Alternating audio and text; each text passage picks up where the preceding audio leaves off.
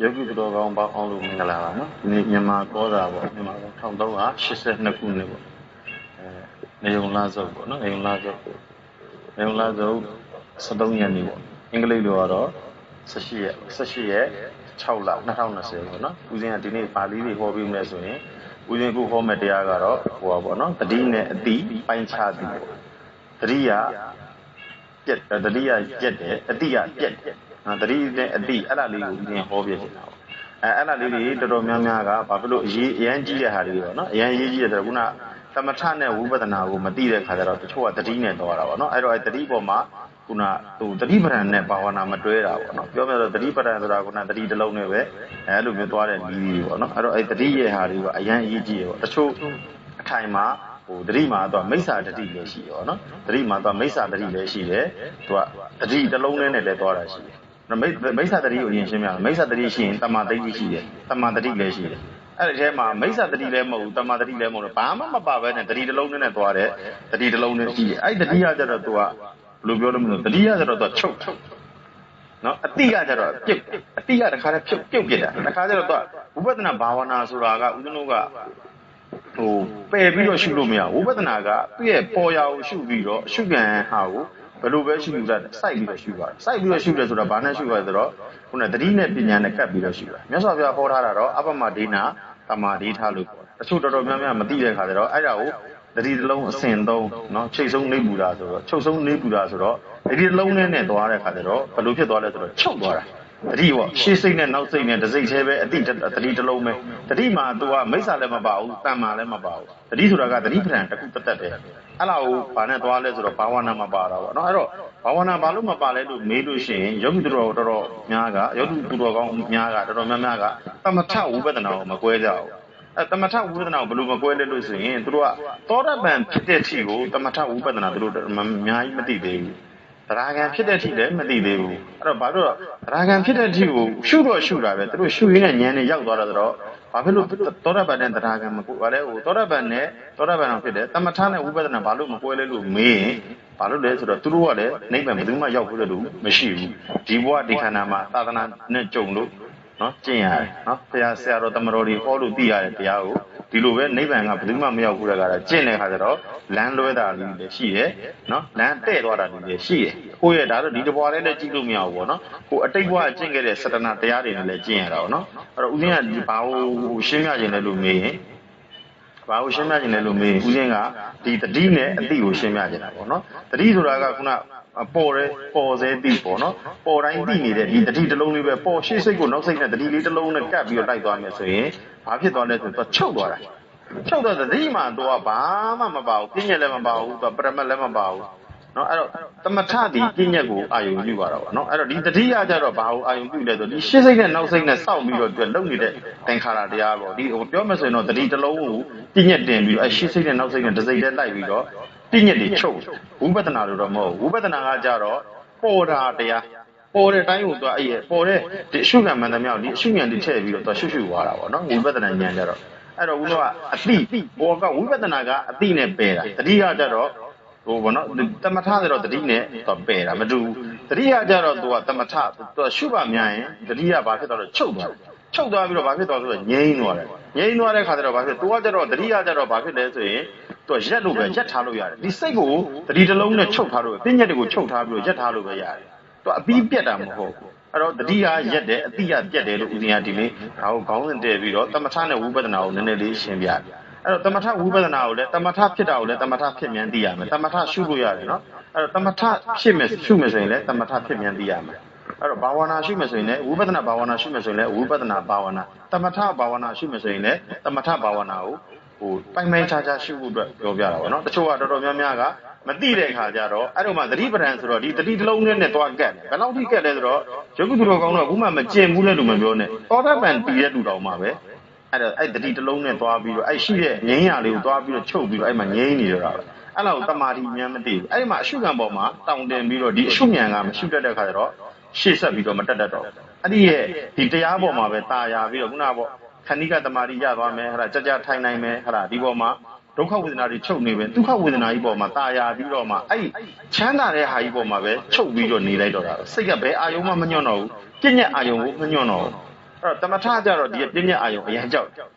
နော်ဒီပြည့်ညက်အာယုံတွေကိုနိဝရဏတရား၅ပါးတွေဝင်လာရင်ကြောက်တယ်ဝိပဿနာကြတော့အဲ့လိုမဟုတ်ဘူးလျှောင်းထိုင်ရက်သွားသူအချိန်တိုင်းတရားဖြစ်နေတယ်အဲ့တော့ဒီကောင်ကြတော့ဝိပဿနာကကြတော့ဉာဏ်လန်းဝိပဿနာကတော့သူအတိနဲ့ပေတာပေါ့နော်အဲ့ဒါလေးတွေကိုလည်းဥဒင်အသေးစိတ်ရှင်းပြမယ်နော်သောရပန်ကိုလည်းရှင်းပြမယ်တရားကံအနာကံဒီဟန္တာရဲ့ဒီစိတ်တွေပါဖိုးတွေပါတခါတည်းရှင်းပြဟိုအကြောင်းကျိုးညီတခါတည်းရှင်းပြပေးပါမယ်နော်အဲ့တော့ဥဒင်ဒါလေးကိုအရင်တတိနဲ့အတိကိုအရင်ရှင်းပြအဲ့တတိဆိုတဲ့ဟာကခုနဥဒင်ကမိစ္ဆာတတိရှိတယ်အမှားတတိရှိတယ်ခုနတတိတစ်လုံးနဲ့ပဲ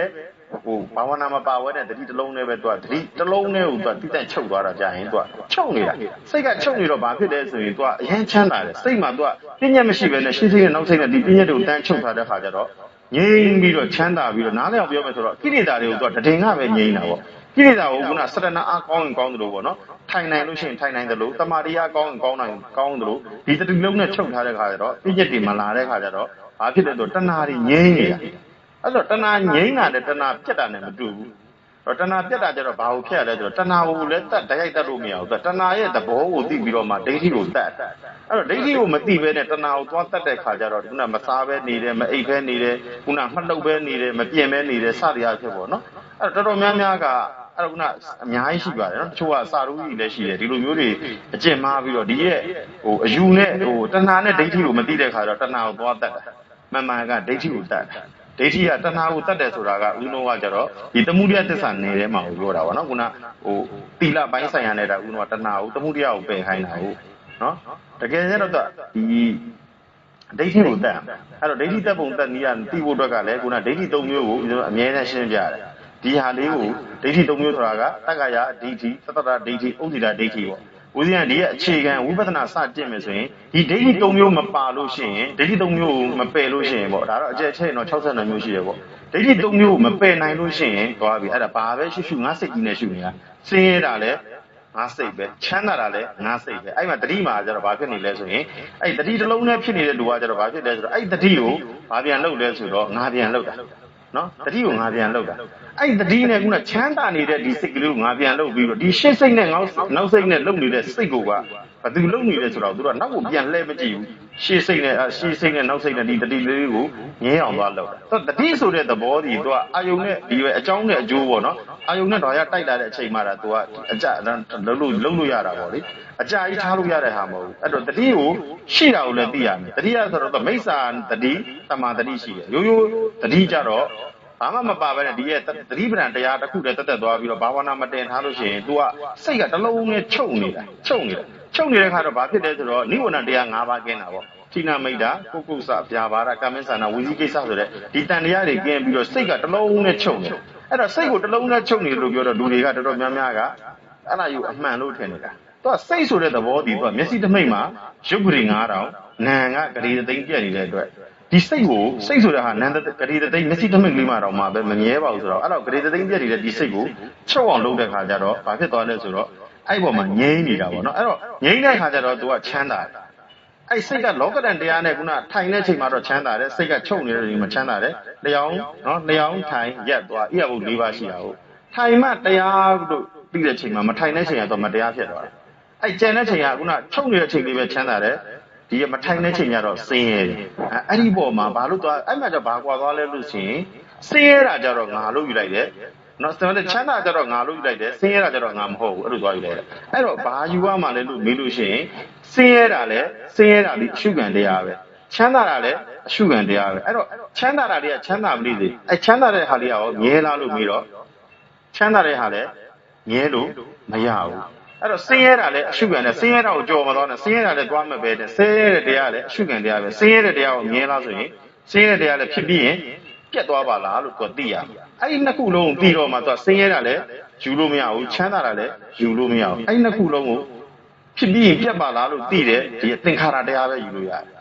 ်အဲ့တော့ခုနစိတ်ရဲ့သဘောကိုပြောတာနော်တတိရဲ့သဘောကိုပြောတာအဲ့တော့တတိဆိုတာကခုနထားလို့ရတယ်တတိကချမ်းသာတဲ့ချိန်တော့တတိကထားတဲ့ချိန်ကချမ်းသာတယ်သူတတိမရှိတဲ့ချိန်ကျရင်ဆင်းရဲသွားတယ်အဲ့တော့ပညာကြတော့အဲ့လိုမဟုတ်ဘူးဒီကချမ်းသာတာကိုလည်းသိရမယ်အဲချမ်းသာတဲ့ဟာလေးကိုရှုရမယ်ချမ်းသာတဲ့လေးကမြဲလားလို့မေးတဲ့ချိန်မှာချမ်းသာတဲ့လေးရဲ့အနိစ္စဟိုမြင်တဲ့ပညာအပညာမမြဲဘူးလို့သိတော့ဆွဲလို့မရတော့ဘူးအဲ့ဒါကိုပညာလို့ခေါ်တယ်နော်အဲ့တော့ဟိုတတိကကြတော့သူကတတိတစ်လုံးနဲ့သွားတဲ့ခါကျတော့တတိကတော့ ချမ်းသာတယ်ပြန်သူကဘာဖြစ်လဲဆိုရင်တီလာဝိတုဒ္ဓိရှိတယ်တီလာဆိုတော့220 80သောတိခါဘုဒ္ဓကိုစောင့်ထိန်လို့ရှိရင်ဒါတီလာဝိတုဒ္ဓိဆိုတော့တီလာစင်ကြယ်တယ်စိတ်တဝိတုဒ္ဓိရကြတော့ခုနတတိတလုံးလေးနဲ့သွားနေမယ်ဆိုရင်သူကဘာဖြစ်လဲဆိုတော့ဒီရဲ့နိဝရဏတရား၅ပါးဌိနမိတ်တကုက္ကုစဇာဘာရကာမိစ္ဆနာဝိသိကိစ္စဆိုတော့ဒီရဲ့နိဝရဏတရားတွေလာလို့မရတဲ့ခါတော့စိတ်တဝိတုဒ္ဓိဖြစ်ပြီးတော့ချမ်းသာအဲ့တော့လူတွေကတော်တော်များများဘာလို့သွားယူလဲဆိုဒီချမ်းသာတာကြီးကိုတရားလို့သွားယူလိုက်တာချမ်းသာတာကိုတရားလို့သွားယူလိုက်လို့ရှိရင်အဲ့ပေါ်မှာအဲ့ချမ်းသာတာငါပြန်ဖြစ်သွားအောင်ဘသူကချမ်းသာတယ်လဲဘသူကချမ်းသာကျင်တာလဲဆိုရင်ငါကချမ်းသာကျင်အဲ့ဒီမှာဒိဋ္ဌိမတက်ပဲနဲ့သွားပြီးတော့တရားရှုတဲ့ခါကျတော့ဒိဋ္ဌိကိုမဖြုတ်ဘူးနဲ့တရားရှုတဲ့ခါကျတော့အဲ့တော့ဝိပဿနာဉာဏ်လည်းမသိသမထလည်းမသိအဲ့တော့သမထကကျတော့အဖြစ်လန်းကိုသွားတာဝိပဿနာကအပြက်ကိုရှုတာအဲ့တော့ခုနဖြစ်အောင်စိတ်ကိုရှေ့စိတ်နဲ့နောက်စိတ်နဲ့စိတ်ချမ်းသာအောင်ဖြစ်အောင်ရှုတာဒီသမထဝိပဿနာကတော့သူ့ရဲ့စိတ်ကလေးဖြစ်တာကိုလည်းသိတယ်အဖြစ်ပြီးတော့ဖြစ်တဲ့အချိန်မှာပြတပြိုင်နဲ့ပြတ်သွားတာကိုလည်းသိတယ်အဲ့သိတဲ့ဉာဏ်ကတပြိုင်နဲ့ဖြစ်ပြီးတော့တပြိုင်နဲ့ပြတ်သွားလို့သူကအစွန်းလွတ်သွားတယ်ဖြစ်တာကိုလည်းသူကမပယ်ဘူးပြတ်တာကိုလည်းမပယ်ဘူးဖြစ်ပြီးပြတ်နေပါလားလို့သိတဲ့ဒီသင်္ခါရတရားဒီငါသဘောလားသူသဘောလားဆိုတော့သူသဘောအနတ္တသင်္ခါရတရားဒီစုပ်ပယ်လို့မရဖြစ်အောင်လည်းငါလုပ်လို့မရဘူးပြတ်အောင်လည်းငါလုပ်လို့မရဘူးဆိုတော့ဒီသိတဲ့မက်ကလမ်းစဉ်တမာဒိဋ္ဌိပေါ့ဒီတမာဒိဋ္ဌိကအနိစ္စသင်္ခါရတရားပဲကောက်လို့ရတယ်တတိလေးကိုတတိလေးကဖြစ်တဲ့ချိန်ကိုလည်းသိရမယ်တတိလေးပြတ်သွားတာကိုလည်းသိရမယ်အဲ့ဒီရဲ့သဘောလေးကိုသူကသိသွားတယ်စိတ်ရဲ့သဘောပေါ့နော်စိတ်ကဖြစ်တယ်စိတ်ဆိုတာကအဖြစ်တရားစိတ်ဆိုတာကြီးကိုအရှိစုယူပြီးတော့ဒီစိတ်ကိုငြင်းအောင်တတိနဲ့ထိန်းတဲ့ခါကျတော့လူတွေကပင်ပန်းတာပေါ့စိတ်ကငကိုယ်တည်းမှပြည့်နေပါဆိုအဲ့စိတ်ကြီးကိုလိုက်ထိန်းတဲ့ခါကျတော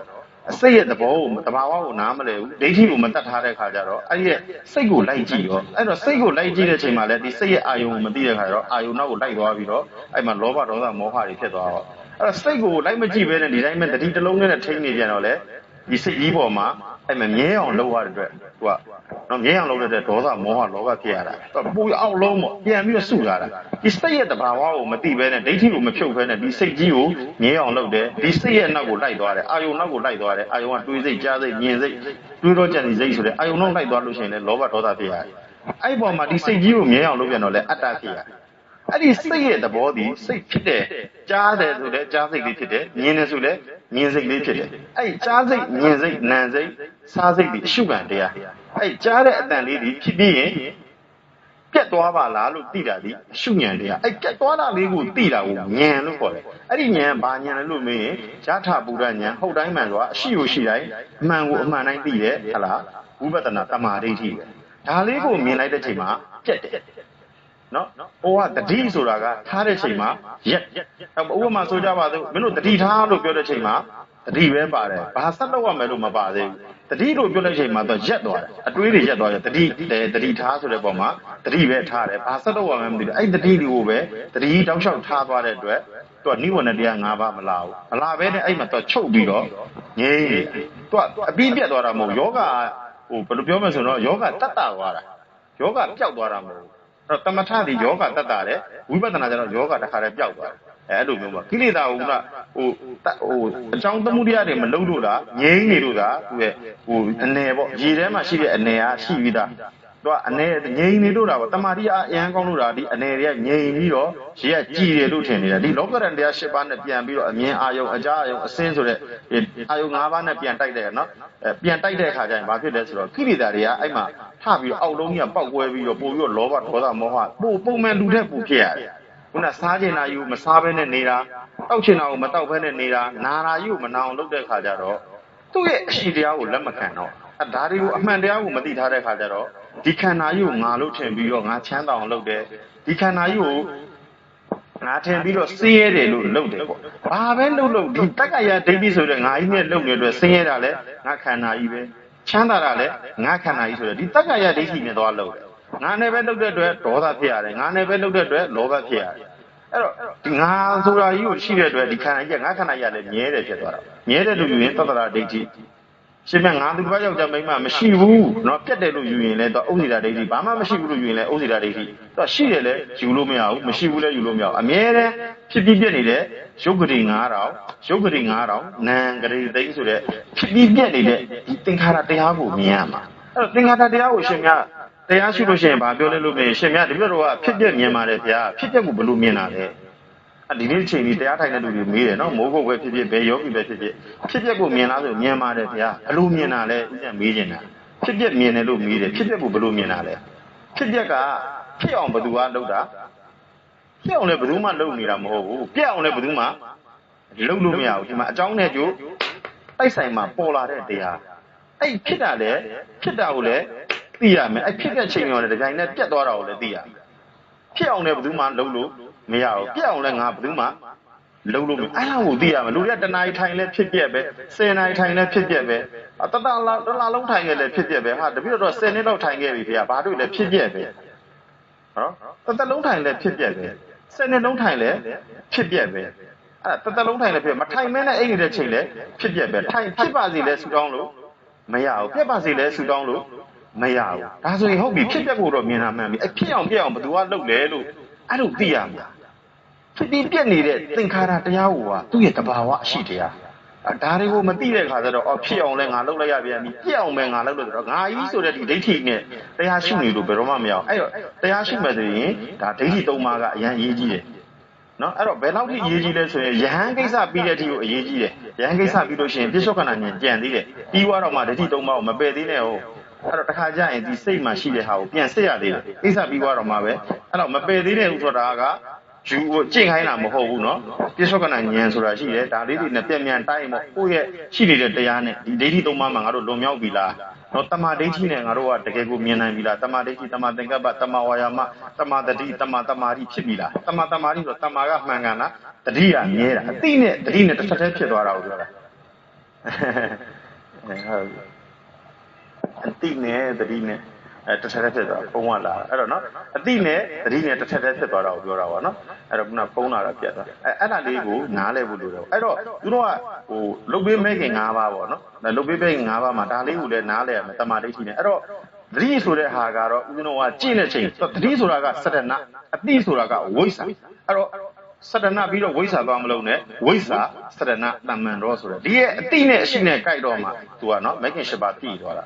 အဲ့ဒါလေးလည်းသိဖို့လိုတယ်ဦးဇင်းတို့ကဝိပဿနာဆိုတာကဉာဏ်လမ်းမှာနိဗ္ဗာန်ဆိုတာလည်းဉာဏ်လမ်းမှာအဲ့ဒါကြီးကိုဒီတတိတစ်လုံးနဲ့ဘာမကြည့်မှာနဲ့ချမ်းသာတာကတရားမဟုတ်ပါဘူးတရားကချမ်းသာတာအဲ့တော့လူတွေနည်းနည်းလွဲသွားတယ်နော်အဲ့တော့အဲ့ဒါလေးအမြဲတမ်းရှင်းရှင်းပြရတယ်ချမ်းသာတာတရားမဟုတ်ဘူးနော်ချမ်းသာတာတရားမဟုတ်ဘူးထိုင်နိုင်တာလည်းတရားမဟုတ်ဘူးအမှန်တရားကိုရှာတာဦးဇင်းတို့အဲ့တော့အမှန်တရားကိုရှာဖို့လိုပါတယ်အဲ့တော့နိဗ္ဗာန်ဒီလေဉာဏ်လမ်းပေါ့နော်အဲ့တော့ဉာဏ်လမ်းလေးကိုသိရင်သွားရင်လည်းဦးဇင်းတို့ကနည်းနည်းလေးရှင်းပြမယ်ဝိပဿနာကကြတော့ခုနဦးဇင်းထပ်ရှင်းပြမယ်ဝိပဿနာရဲ့မဉ္ဇဉ်ဖို့ဉဏ်အဲ့လိုရှင်းပြရင်လည်းခုနသောတာပန်သရဂံအနာဂံယဟန္တာအဲ့ဒီရဲ့မတ်တွေဖို့တွေကိုတခါတည်းဒီနေ့ရှင်းပြလိုက်တော့ပေါ့နော်ဦးဇင်းလည်းဒါလေးတွေကိုလည်းရှင်းပြတော့မှယောဂီတို့လိုအောင်တော့ဘာကဝိပဿနာလဲဘာကအမတ်လဲဘာကဖို့လဲနော်ဘာဟာနိဗ္ဗာန်လဲအဲ့ရဲ့ဟာကိုပါတခါတည်းဦးဇင်းအတွဲလိုက်ရှင်းပြပေးတာအဲ့တော့တချို့များဘာလို့အဲ့လိုရှင်းပြလဲဆိုသူသောတာပန်တည်ပြီးရတော့မှရှုဉဏ်ပြောက်သွားလို့အဲ့တတိတစ်လုံးထဲမှာပဲအဲ့ချမ်းသာတဲ့ပုံမှာသွားနှစ်ထားပြီးတော့နိကန်နိဆိုင်ပြီးတော့သွားတောင်းတင်နေတာတွေဖြစ်တတ်လို့ဆရာကောင်းမရှိဘူးကိုလည်းတခါမှနိဗ္ဗာန်မရောက်ဘူးဆိုတော့သူတော်တော်များများမှားကြတယ်အဲ့ဘာဖြစ်လို့လဲဆိုတော့အခုဒီနေ့ချိန်ဒီမှာမြန်မာနိုင်ငံမှာအရိယာတွေအများကြီးဖြစ်နေပြီနော်သောတာပန်သရဂံအနာဂံယဟန္တာအရိယာတွေအများကြီးဖြစ်နေတဲ့အတွက်တချို့လည်းဦးဇင်းကုဏပြောတယ်သောတာပန်တည်ပြီးတော့တောထွက်သွားပြီးတော့နော်ဒါနာမည်ကြီးဆရာတော်တွေပါဦးဇင်းမပြောတော့ဘူးနာမည်တွေသိတယ်သူတို့ဝိဇ္ဇာလိုင်းတွေရောက်သွားကြတယ်နော်တော်ကြဟိုဝါကနေလာပြီးတော့ဖျားတယ်ပေးပါဦးဇေဒီတယ်ပေးပါဦးနော်တောထဲမှာလာပြီးတော့ဟလာသာသနာပြုပါဦးဆိုဒီလိုမျိုးတွေခေါ်တဲ့ခါကျတော့သူတို့ပရလောကသားတွေနဲ့ဆက်သွယ်ပြီးတော့နော်ဓမ္မအန်တယ်လို့ခေါ်တယ်ပေါ့ပြောမယ်ဆိုရင်တော့ဒါဟုတ်သူတို့တိုးတက်တယ်လို့ထင်တာမဟုတ်ဘူးဓမ္မရဲ့အန်တယ်နိဗ္ဗာန်ရောက်ကြောင်းရဲ့အနှောက်အယှက်ပဲနော်အဲ့ဒါလူအစဲခံနဲ့အစဲခံလိုက်ရတာအဲ့လိုမျိုးလမ်းကြောင်းတွေလွဲသွားပြီးတော့အဲ့မှာตายရနေလို့ရှိရင်တော်တော်ကြာသွားလိုက်မယ်နော်အဲ့တော့ဦးဇင်းဘာလို့ဆက်ဟောပြကြတယ်အဲ့တော့ဝိပဿနာကိုပြန်ပြီးတော့ထပ်ရှင်းပြပါမယ်ဝိပဿနာဆိုတာကဦးဇင်းတို့ကအဲ့ပေါ်တိုင်းလေးပေါ့နော်ဘာပဲပေါ်တာလေးကိုသိပေးတာဝိပဿနာပေါ်တိုင်းသိပေးနေတာကိုဝိပဿနာဉာဏ်လို့ခေါ်တယ်အဲ့တော့ပေါ်တိုင်းသိဆိုတာလည်းနည်းနည်းရှင်းပြမယ်တချို့ကပေါ်တိုင်းသိဆိုတာလူမြင်လူသိခွေးမြင်ခွေးသိအဲ့လားကိုပေါ်တိုင်းသိခိုင်းတာမဟုတ်ဘူးနော်လူမြင်လူသိခွေးမြင်ခွေးသိယောက်ျားမြင်ယောက်ျားသိမိန်းမမြင်မိန်းမသိကိုပြောတာမဟုတ်ဘူးအဲ့တော့သိတာလူမြင်လည်းလူလို့သိရမယ်ခွေးမြင်လည်းခွေးလို့သိရမယ်အဲ့လားကလည်းသိရမယ်ပယ်လို့မရဘူးအဲ့တော့ဦးဇင်းဘာဆိုရှင်မြတ်ဘာကိုပယ်တာလဲလို့မေးဖို့လိုလာပြီအဲ့တော့လူမြင်လူလို့သိပါတယ်ခွေးမြင်ခွေးလို့သိပါအဲ့တော့အဲ့ပေါ်မှာလူသည်လူပဲအဲ့လူရဲ့သဘောကအရှုခံတရားခွေးသည်လည်းအရှုခံတရားပဲအဲ့တော့အဲ့လူရဲ့ဆိုတဲ့သဘောကခုနမြဲလားလို့ကြည့်လိုက် ဘာပဲပေါ့ပေါ့အဲ့လူဆိုတာတကယ်ရှိလားလို့ကြည့်လိုက်လို့ရှိရင်လည်းအဲ့ကောင်အရှုခံတရားမှန်တယ်များနောက်ကမြဲလားလို့တစ်ချက်ကညံလေးနဲ့ဒီတမာဒိဋ္ဌိလေးနဲ့ကြည့်လိုက်လို့ရှိရင်အဲ့လူဆိုတဲ့ဟာလေးကလည်းအရှုခံတရားပဲသူကအရှုညံလေးတင်လိုက်တာနဲ့အဲ့လူဆိုတာလည်းဖြစ်ပြီးရင်ပြက်တဲ့တရားပဲเนาะအဲ့တော့တတိဆန်ဆိုတော့လည်းကိုယ်ဆိုတာလည်းကိုယ်ပဲကိုယ်လည်းအရှုခံတရားပဲမြင်တာတော့မြင်တယ်အဲ့မြင်တဲ့ပုံမှာအမြင်ကိုလည်းသုံးတော့သုံးတယ်မဆွဲတော့ဘူးအဲ့တော့အဲ့မြင်တာလူလိုကိုလည်းလူလို့မြင်ပါတယ်ခွေးကိုလည်းခွေးလို့မြင်ပါတယ်မိန်းမကိုလည်းမိန်းမလို့မြင်ပါတယ်ဒါပဲနဲ့ဘာလို့ဘောနော်ဘာလို့မြင်လဲလို့မြင်တော့ကံမြင်နဲ့ဉာဏ်မြင်တော့လူသေးတာပေါ့ကံမျက်စိနဲ့မြင်တာတော့လူမြင်လူသိခွေးမြင်ခွေးသိပေါ့ဒီပညာနဲ့မြင်တဲ့ဟာတော့အကုန်လုံးကသူကတဘာဝတရားပဲနော်မြင်လိုက်တာနဲ့ဖြစ်ပြီးရင်သူအရှုခံကသူမြင်တာကအရှုခံတရားလေမမြင်မဲနဲ့လည်းရှုလို့မရဘူးအဲလူကိုလူလို့မြင်တယ်ခွေးကိုခွေးလို့မြင်တယ်မြင်ပြီးတော့အဲ့ပေါ်မှာအဲ့လူရဲ့သဘောဒီငယ်ချင်းဒီအနိစ္စဆိုတဲ့ဝိပဿနာဘာဝနာလေးတင်ပြီးတော့မြင်တယ်မြင်ပြီးမရှိတဲ့သဘောကိုသိတယ်တော့သုံးတယ်မဆွဲတော့ဘူးပေါ့နော်အဲ့ဒါလေးလည်းနည်းနည်းလေးပေါ့နော်လူမြင်လူသိဆိုတဲ့အခါခုနကလူခွေးတို့ဟိုမမြင်မှတရားလို့ထင်နေမှာဆိုလို့တချို့ကလူကမရှိတော့ဘူးခွေးကမရှိတော့ဘူးဟလားယောက်ျားမရှိတော့ဘူးမိန်းမမရှိတော့ဘူးဒီလိုမျိုးမြင်မှတရားလားဆိုမဟုတ်ပါဘူးအဲ့လူတွေခွေးတွေရဲ့ခုနကလေးတွေရဲ့မမြဲခြင်းအနိစ္စကိုမြင်မှ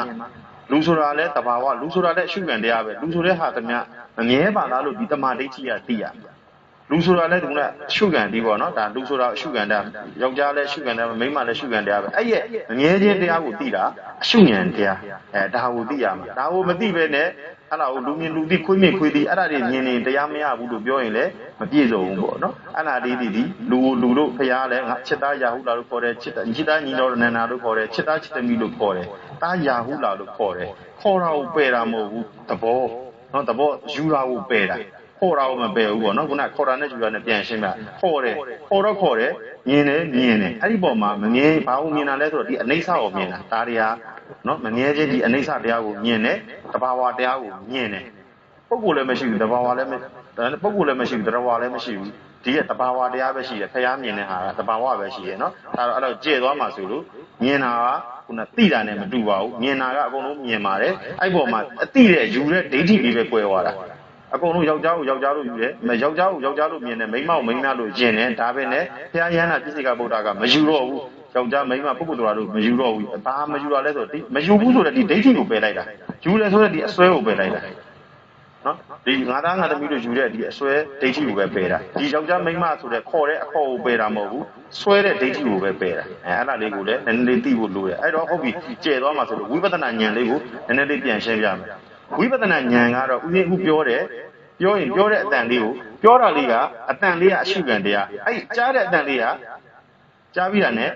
ဖြစ်ပြီးရင်ပြတ်သွားပါလားလို့သိတာဒီအရှုဉဏ်တရားဒီအရှုဉဏ်လေးသိသွားပြီဆိုရင်ဒီအတန်ဒီကြားတဲ့ဆိုတဲ့အတန်ကိုတော့ယူလို့လည်းမရတော့ဘူးကြားတာကိုမကြားဘူးလို့လည်းပယ်လို့မရတော့ဘူးအဲ့ဒီကြားလေးတဲ့အချိန်မှာပဲဖြစ်ပြီးရင်ဖြစ်တာလေးလည်းသိတယ်ပြက်တာလေးလည်းသိတယ်ဖြစ်တာလည်းပြက်တာမြင်အောင်ကြည့်တယ်ဖြစ်တာကိုလည်းသိတယ်ပြက်တာကိုလည်းသိတဲ့ချိန်အဲ့ဒီမှာတတ္တရာဒိဋ္ဌိလည်းချုပ်သွားတယ်ဥစ္စရာဒိဋ္ဌိလည်းချုပ်သွားတယ်ငါသူတစ်ပါးယောက်ျားမိန်းမလည်းဒီတက္ကာယဒိဋ္ဌိလည်းချုပ်သွားပြီအဲ့ဒီမှာကိုဝိမု ക്തി တစ်ခါတည်းလွတ်မြောက်ပြီးတော့ဝိပဿနာကကြတော့မမြဲတာကိုမမြဲဘူးလို့မြင်တယ်မရှိတာကိုမရှိဘူးလို့မြင်တယ်ဝိပဿနာကကြတော့ तू ကဘာဖြစ်လဲလို့မင်းဝိပဿနာကတမာဒိဋ္ဌိကအမှန်ကိုအမှန်ပဲသိတာရှိတာကိုရှိတယ်လို့ပဲသိတယ်အမှန်ကိုပဲသိတယ်ဆိုတော့ပယ်တဲ့လုပ်ကိုမလုပ်နိုင်ဘူးဝိပဿနာကြတော့အဲ့တော့ဘလို့ပယ်လဲလို့ဆိုရင်ဝိပဿနာဆိုတော့ကအသေးစိတ်ရှုတာပေါ့နော်ဦးဇင်းရှုခိုင်းတဲ့ကမ္မဋ္ဌာန်းမှာဆိုတော့ဒီခြေပြားနေပဲရှုဓွာရ6ပေါက်မျက်စိနာနှာခေါင်းရှာပူစိတ်ဓွာရ6ပေါက်ကိုပဲရှုကြိုက်တာရှုသူ့ရဲ့အနိစ္စရဲ့ဒီရဲ့ပေါ်တာကရှုခံတရားအဲ့ပေါ်တဲ့ပေါ်မှာသိတဲ့ဉာဏ်ကအရှုဉာဏ်တရားပေါ်တာကတတိပေါ်တာလေးကိုသိတာကတတိခုနလာပြီတတိနဲ့အတိနဲ့ပြန်တွဲပြီပေါ်တာလေးပေါ့ကြားတာကိုလည်းပေါ်တယ်မြင်တာကိုလည်းပေါ်တယ်ပေါ်တာကိုသိပေါ်တာလေးကြားတာလေးကိုလည်းသိတာတတိမြင်တာလေးကိုသိတာတတိအဲ့ပေါ်မှာမမြဲဘူးလို့သိတာဘာဝနာအဲ့ဒါမှတတိပရောနော်ဟိုပေါ့တတိတော့လေဟောပေါ့တတိပဒံနဲ့ဘာဝနာနဲ့တခါတည်းအတွဲလိုက်ဖြစ်သွားတာနော်တတိနဲ့အတိနဲ့တခါတည်းအတွဲလိုက်ဖြစ်သွားတာအဲ့ဒါကိုတမတတိလို့လည်းခေါ်တယ်ပေါ့နော်အဲ့တော့ဒီကြားတာလေးကိုမသိလိုက်ဘူးဆိုရင်လည်းမမြဲတာကိုလည်းနောက်ကဉာဏ်ကသိဖို့ဒီနော်ဝိညာဉ်အကွာကသိဖို့မလိုဘူးတမ္မာကသိဖို့မလိုဘူးပေါ့တမ္မာတတိကို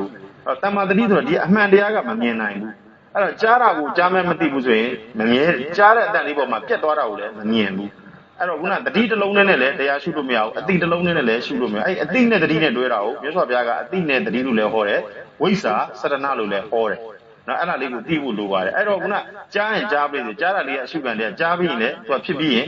ပြတ်တာလေးကိုသိရမယ်ကြားတဲ့အတန်ကိုလည်းသိရမယ်ကြားပြီးပြတ်သွားတာလေးကိုလည်းသိရမယ် အဲ့တော့နောက်ကျဘာဆက်ဟောမလဲဆိုတော့မြင်တယ်မြင်တာလည်းမြင်မလေးတယ်မြင်တာကြီးကိုမပယ်နဲ့မြင်တဲ့တရားကိုရှုတယ်တရားရှုတယ်တရားတရားရှုဆိုတော့ဘာရှုမြင်တဲ့အဟာကိုမြင်တယ်လို့ရှုအဲ့မြင်တဲ့အတန်မြင်တဲ့အစင်းလေးကရှိသေးလားလို့ဆိုတော့အဲ့တော့နောက်စိတ်ကလိုက်ကြည့်အဲ့မြင်တဲ့ဟာကအရှုခံတရားမြင်ပြီးရင်ပြတ်သွားပါလားလို့သိတာအရှုဉဏ်တရားဆိုတော့အဲ့ဒီရဲ့ဖြစ်တာပြတ်တဲ့ဒီအရှုခံနဲ့ရှုဉဏ်အောက်လည်းပါသွားသလိုဒီဖြစ်ပြီးပြတ်နေတဲ့ဒီသင်္ခါရတရားတွေကိုပါသွားတဲ့အတွက်ဘယ်ဟာမှဆွဲလို့မရဘူးဆွဲလို့မရဘူးเนาะအဲ့ဒါလေးကိုသိတဲ့ချိန်တိုင်းမှာတော့ဝိမု ക്തി အများနဲ့လွတ်မြောက်တော့ဝိပဿနာဉာဏ်ကကြတော့ပေါ်တိုင်းဒါလေးကိုသိတာကြားတာကိုလည်းသိတယ်ပြတ်သွားတာကိုလည်းသိတယ်မြင်တာကိုလည်းသိတယ်ပြတ်သွားတာကိုသိအဲ့ဒါလေးကိုအများနဲ့ပွားနေတာကိုဝိပဿနာတမာတိလို့ခေါ်တယ်အဲ့လိုပေါ်တိုင်းသိနေတာမြင်တာကိုလည်းသိတယ်ပြတ်သွားတယ်ကြားတာကိုလည်းသိတယ်ပြတ်သွားတယ်နားတာကိုလည်းသိတယ်နာပြီးရင်ပြတ်သွားတယ်အဲ့တော့ခုနဖြစ်ပြက်လို့မရှုရအောင်เนาะဖြစ်ပြက်လို့ရှုရတာမဟုတ်ဘူးအဲ့ကြားတဲ့အတန်လေးရဲ့သဘောကိုလိုက်ရှုတတိလေးကပ်ပြီးတော့ကြားတာလေးကတတိကြားတာကိုသိလိုက်တာလေးကတတိအဲ့ကြားပြီးရင်ပြတ်သွားပါလားလို့သိတာတမအဲ့ဒါကိုတမတတိလို့ခေါ်တယ်အဲ့ဒါလေးကိုတွဲပြီးတော့ရှုပွားတာကဝိပဿနာဘာဝနာတမာတိလို့ခေါ်တယ်အဲ့တော့ဝိပဿနာကဒီဟာလေးတွေကိုအသေးစိတ်ခန္ဓာမှာပေါ်တိုင်းမြင်တိုင်းကြားတိုင်းမှာသူကအမြဲတမ်းတော့ရှုပါများလို့ရှိရင်ဝိပဿနာအလုပ်ဒီဘာဖြစ်လဲဆိုအမှန်ကိုအမှန်ပွဲမြင်တယ်သူကမပိုင်းခြားနိုင်ဘူးသူကတော့တဒင်္ဂဝိက္ခမနာလို့ခေါ်တယ်သူကတဒင်္ဂလေးပဲမြင်တဲ့အချိန်လေးပဲကြားတဲ့အချိန်လေးစားတဲ့အချိန်လေးမှာပဲမရှိတဲ့သဘောမမြင်တဲ့သဘောကိုပဲသူကပယ်နိုင်တယ်ဝိပဿနာဉာဏ်ကမရှိတဲ့သဘောမမြင်တာကိုပဲသူကသိတယ်မပယ်နိုင်ဘူးအဲ့ဒါကိုတဒင်္ဂဝိက္ခမနာလို့ခေါ်တယ်အဲ့တော့မဉဏ်ကြတော့ဗာလဲလို့မြင်ရင်ဒီလိုပဲအချိန်မောင်းများစွာရှုပါများလာရင်ဘာဖြစ်လဲဆိုတော့မရှိခြင်းတရားရဲ့ဒီဒိဋ္ဌိမှာဆင်နေတဲ့အတွက်ဘာဖြစ်လဲဆိုတော့ဒီရဲ့မရှိတဲ့အတွက်ဒီရဲ့တဏှာဆိုတဲ့လောဘဒေါသဆိုတဲ့ကာယကံဝစီကံကမရှိတဲ့သဘောကိုသိထားတော့သူကအကြောင်းတတ်ထားတဲ့အတွက်ဒီမှာအကျိုးသက်ဆိုတဲ့ဒီရဲ့မနောကံမှာရှိတဲ့နှလုံးပွေမှာရှိတဲ့တဏှာကတဖြည်းဖြည်းနဲ့ချုပ်လာတယ်ဒီမှာငါဆိုတာလည်းမရှိဘူးငါအကုသိုလ်လည်းမရှိဘူးလောဘဒေါသဆိုတာလည်းဖြစ်ပြီးတဲ့နဲ့ပြတ်သွားပါလားဆိုတော့ဒီမှာဒီအရှုခံမှန်သမျှကအရှုမခံတဲ့အခါကျတော့နှလုံးဒီဘဝင်မှာနှလုံးပွေမှာတဖြည်းဖြည်းနဲ့ငြိမ်းပြီးတော့လောဘဒေါသကမနောကံเนาะကာယကံဝစီကံကတော့ကျင့်တဲ့ချိန်မှာမရှိဘူးဒီမနောကံမှာလုံနေတဲ့ငါဆိုတာဗမာလဲလို့ရှာနေတဲ့ချိန်ဒီရဲ့ခန္ဓာမှာငါဆိုတဲ့ဟာမှန်သမျှကအမြဲတမ်းเนาะငြိမ်းနေတဲ့အတွက်ဒီနှလုံးပွေကချုပ်လာပြီးတော့ဒီတဏှာကတဖြည်းဖြည်းနဲ့နှလုံးပွေလည်းရက်သွားတာရက်သွားပြီးတော့မှငါကမရှိတော့ဒိဋ္ဌိငါဆိုငါသူတစ်ပါးယောက်ျားမိန်းမမရှိတော့ဒိဋ္ဌိရဆင်နေတယ်ငါအတ္တတွေကလည်းမရှိတော့ဒိဋ္ဌိရဆင်နေတော့ဒီတဏှာတဖြည်းဖြည်းနဲ့ရှုရင်းနဲ့ရှုရမလို့ပဲနဲ့ဒီကောင်ကရှုရင်းနဲ့ပထမတော့လှုပ်ပြီးတော့ကာစက်တက်နိုးလို့ပဲလှုပ်ပြီးတော့ငါ့ကိုရှာရတယ်နောက်ပြီးဆုံးရှုရင်းနဲ့ဒီကောင်ကရှုရမလို့တော့ပဲနဲ့ဒီနှလုံးပွင့်ကချုပ်သွားပြီးတော့ရက်သွားတာနဲ့လို့တဲ့သွေးပြန်ကြောနဲ့သွေးလွတ်ကြောပေါ့နားလဲအောင်လူပြောမယ်ဆိုရင်တော့ရိုးလေးပဲနားလဲအောင်မြင်အောင်ပြောမယ်ဆိုရင်တော့သူကလောဘဒေါသဒီမှာဒိဋ္ဌိကတတ်ထားတယ်တဏှာလည်းတဖြည်းဖြည်းနဲ့ရှုရင်းနဲ့ရှုရမလို့ပဲနဲ့ဟိုမရှိတဲ့သဘောမမြဲတဲ့သဘောကရှုပါများတော့တိသွားပြီးတော့ဒီကောင်ကလည်းတဖြည်းဖြည်းနဲ့ငြိမ်းပြီးတော့နှလုံးပွင့်ကရက်သွားတဲ့အချိန်မှာတဏှာချုပ်ငါဆိုတာမရှိဘူးလို့ပြီးတော့ဒိဋ္ဌိချုပ်ဒိဋ္ဌိလည်းချုပ်တဏှာလည်းချုပ်ပြီးတော့အဲ့မှာငြိမ်းသွားတာအဲ့တော့ငြိမ်းသွားပြီးတော့မှသောတပတ္တိမဂ္ဂကကြတော့အဲ့ဒီချမ်းသာတဲ့ငြိမ်းသွားတဲ့တရားကိုသူကနိဗ္ဗာန်လို့မယူပါဘူး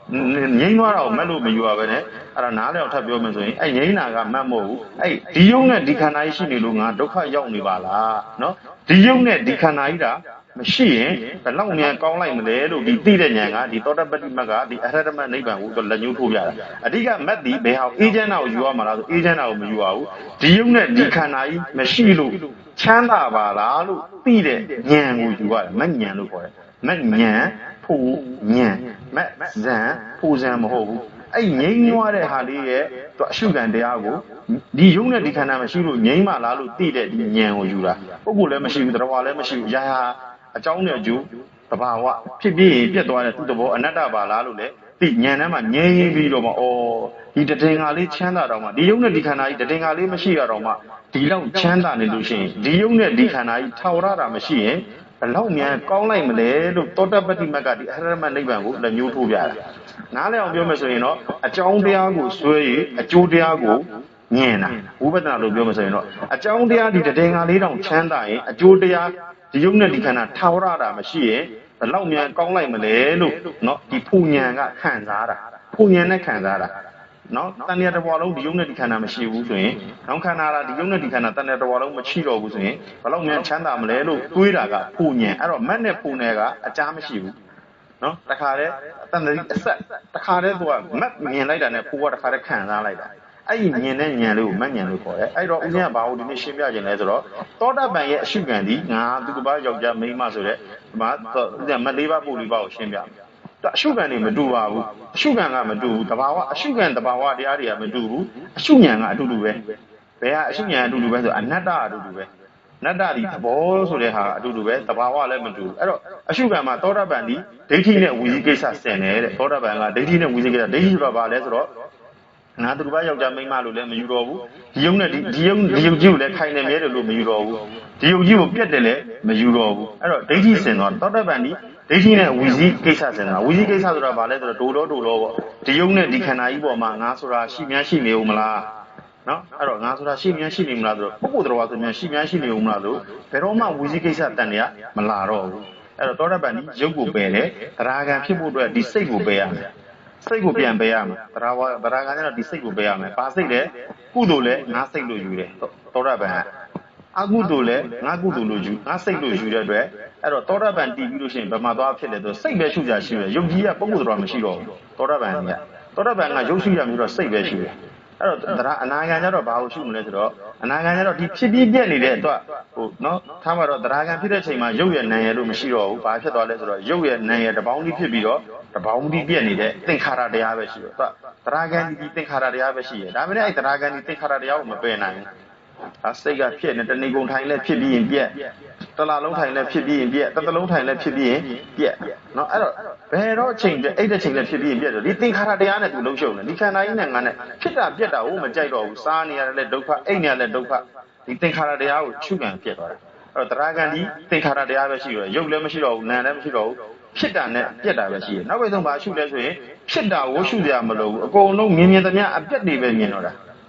ာနော်ဘယဉာဏ်ပေါ့ဘင်္ဂဉာဏ်ပြီးတော့ဘယဉာဏ်အဲ့တော့ထားပါတော့အဲ့တော့သင်္ခါရတရားတွေကိုပယ်တဲ့ဉာဏ်မှာသူကတဘာဝသင်္ခါရတရားကိုရှုရတယ်တရားကံဒီနော်ဒီရဲ့နာဂံဖြစ်ဖို့တော့ဒီသင်္ခါရတရားတွေကိုပယ်ရတယ်သင်္ခါရတရားတွေဥပိ္ပခာပြုလိုက်တော့မှတဘာဝကိုစိုက်သွားတယ်တဘာဝကိုစိုက်တော့မှဒီတဘာဝကိုစိုက်သွားတော့မှဘာဖြစ်မလဲဆိုရင်ကလောကလုံးမှာတဘာဝပြီးတော့မှတဘာဝကိုအနတ္တနဲ့ပြန်ရှုရတယ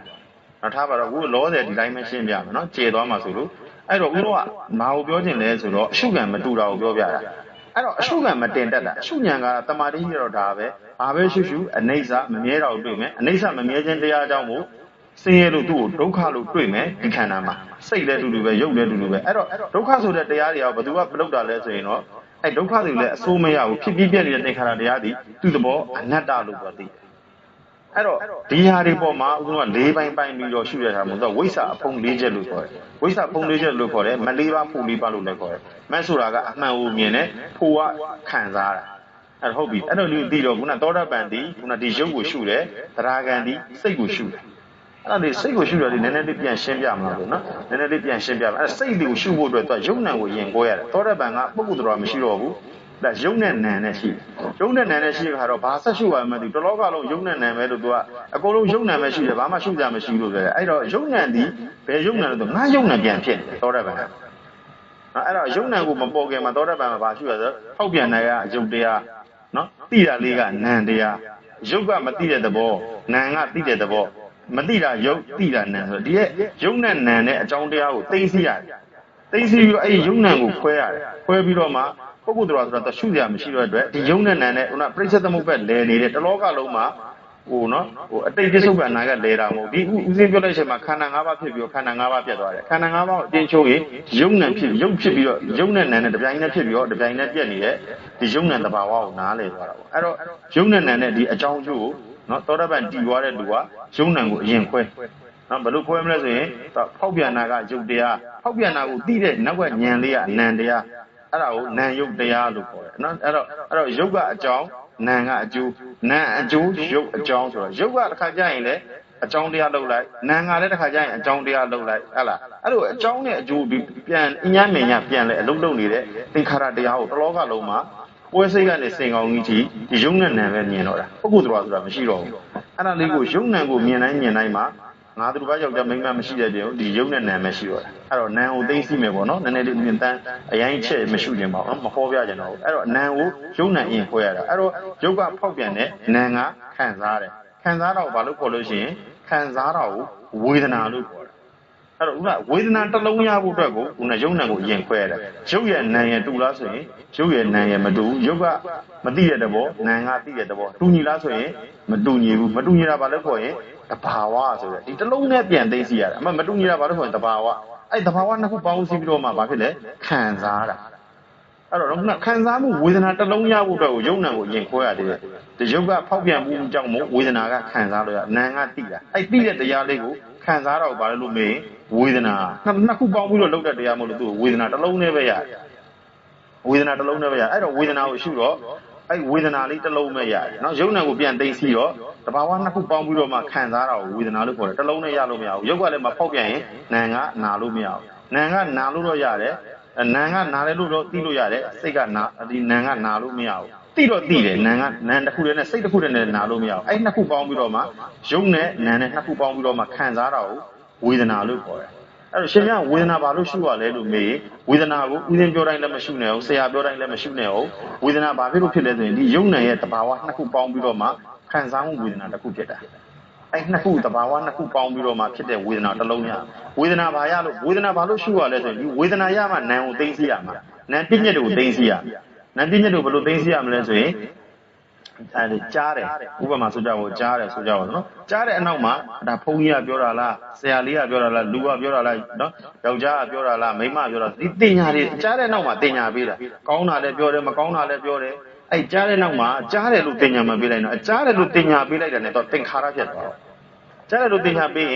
်ကြားတဲ့နောက်မှာကတင်ညာပေးလိုက်ပြီကြားတာကိုကြားတယ်လို့မမှတ်နဲ့ကြားတာလေးကိုတွေ့လေဝေဒနာလို့မှတ်လိုက်တာနဲ့ကြားတာကိုဘာလို့မှတ်မလဲဆိုရင်ဒီအကြောင်းကျိုးတိုက်ဆိုင်မှာဖြစ်တဲ့တရားကိုခံစားလို့သူ့ကိုဝေဒနာလို့ခေါ်တာကြားတဲ့တန်လေးကိုခံစားတဲ့သဘောရှိလို့သူ့ကိုဝေဒနာလို့ပြောလိုက်ချိန်မှာသူကဒီရဲ့ဓွာရမှာတကားမှာသင်္ခါရတွေရက်သွားတယ်အာယုံမို့ကြားတဲ့ဆိုတဲ့အာယုံရဲ့သင်္ခါရတွေရက်သွားတာကြားတဲ့နောက်မှာတင်ညာမပေးတော့ဘူးကြိုက်တယ်မကြိုက်တယ်ယောက်ျားမိန်းမလို့တင်ညာမပေးတော့အဲ့ဒီအတန်နောက်မှာသင်္ခါရမပေးတော့အဲ့မှာဝေဒနာတစ်လုံးနဲ့သိမ့်စီးတယ်လို့ခေါ်တယ်နာမ်ပြည့်ညက်ကိုသိမ့်စီးတယ်လို့ခေါ်တယ်အဲ့တော့နောက်ကမြင်တယ်မြင်တဲ့နောက်မှာယောက်ျားမိန်းမနော်ခလေးဖြူတယ်မဲတယ်တင်ညာမပေးနဲ့တော့ဘာလို့ဆိုအဲ့ပေါ်မှာဖြူတာကိုကြိုက်တာတွေ့ရင်လောဘဖြစ်မယ်မကြိုက်တာတွေ့ရင်ဒေါသဖြစ်မယ်အဲ့ပေါ်မှာမြင်တဲ့ပေါ်မှာအစင်းအတန်အနံ့အရတာအစင်းမြင်တဲ့ပေါ်မှာအယောင်တွေဖြူတယ်မဲတယ်လို့နော်တင်ညာမပေးနဲ့တော့မြင်တာလေးကိုတွေ့လေဝေဒနာပဲတော့တင်ညာပေးလိုက်တာနဲ့တော့သင်္ခါရဖြစ်တော့အဲ့တော့မြင်တဲ့နောက်မှာလည်းတင်ညာမပေးပေးနဲ့ဝေဒနာဆိုတဲ့ဟာကိုမျက်လုံးရဲ့ဓွာရတကားကိုသင်္ခါရတရားကိုသိသိလိုက်ဝေဒနာတစ်လုံးနဲ့သိသိလိုက်တော့မြင်တာလေးမှာပုဂ္ဂိုလ်တော်မရှိတော့ဘူးဝေဒနာဆိုတော့တစ်လုံးနဲ့ဖြစ်သွားတယ်ကြားတာလေးတွေတွေ့လေဝေဒနာနာနဲ့နောက်မှာလည်းနာနဲ့မှုေးတယ်ကြိုက်တယ်မကြိုက်တယ်တင်ညာမပေးနဲ့တင်ညာပေးရင်သင်္ခါရဖြစ်သွားတယ်တင်ညာပေးလိုက်တာနဲ့အဲ့မှာစုံငန်းတဲ့အာယုံနောက်ကိုလိုက်သွားပြီအာယုံနောက်ကိုလိုက်သွားတာနဲ့အဲ့ဒီမှာသင်္ခါရဖြစ်သွားပြီသင်္ခါရဖြစ်သွားတာနဲ့တော့ဘာဖြစ်သွားမလဲဆိုရင်တဏှာဖြစ်သွားအောင်အဲ့တော့နာနဲ့နောက်လေးလဲနာမလေးစီနာနာလေးတွေ့လဲတင်ညာမပေးဘဲနဲ့ဝေဒနာဩခံစားတော့ဘာလဲလို့မေးဝေဒနာယုတ်ကဖောက်ပြန်တယ်နာနာလေးကယုတ်ကဖောက်ပြန်တယ်နာနာလေးကိုသိတာကခံစားရတယ်နော်နာတရားအဲ့တော့ဒီယုတ်နဲ့နာနဲ့နှစ်ခုပေါင်းပြီးတော့မှခံစားတဲ့တရားကိုဝေဒနာလို့တစ်လုံးလို့ခေါ်တယ်အဲ့တော့နာနာလေးလဲဝေဒနာစားတာလေးလဲစားတဲ့နောက်မှာကြိုက်တယ်မကြိုက်တယ်ယတအလจิตဝတ္တဟလာအခွားသီးအရွက်နော်ခါးတယ်ချိုးတယ်ချင်တယ်ဆိုတဲ့တင်ညာတွေမပေးနဲ့တင်ညာပေးလို့ရှိရင်ကြိုက်တာတွေ့ရင်လောဘဖြစ်မယ်မကြိုက်တာတွေ့ရင်ဒေါသဖြစ်မယ်အဲ့ပေါ်မှာတင်ညာပေးလိုက်တဲ့အတွက်နောက်ကသင်္ခါရတွေဖြစ်ပြီးတော့တဏှာဆိုတာလာတာအဲ့ဒီရဲ့သင်္ခါရတရားကိုနားလဲရ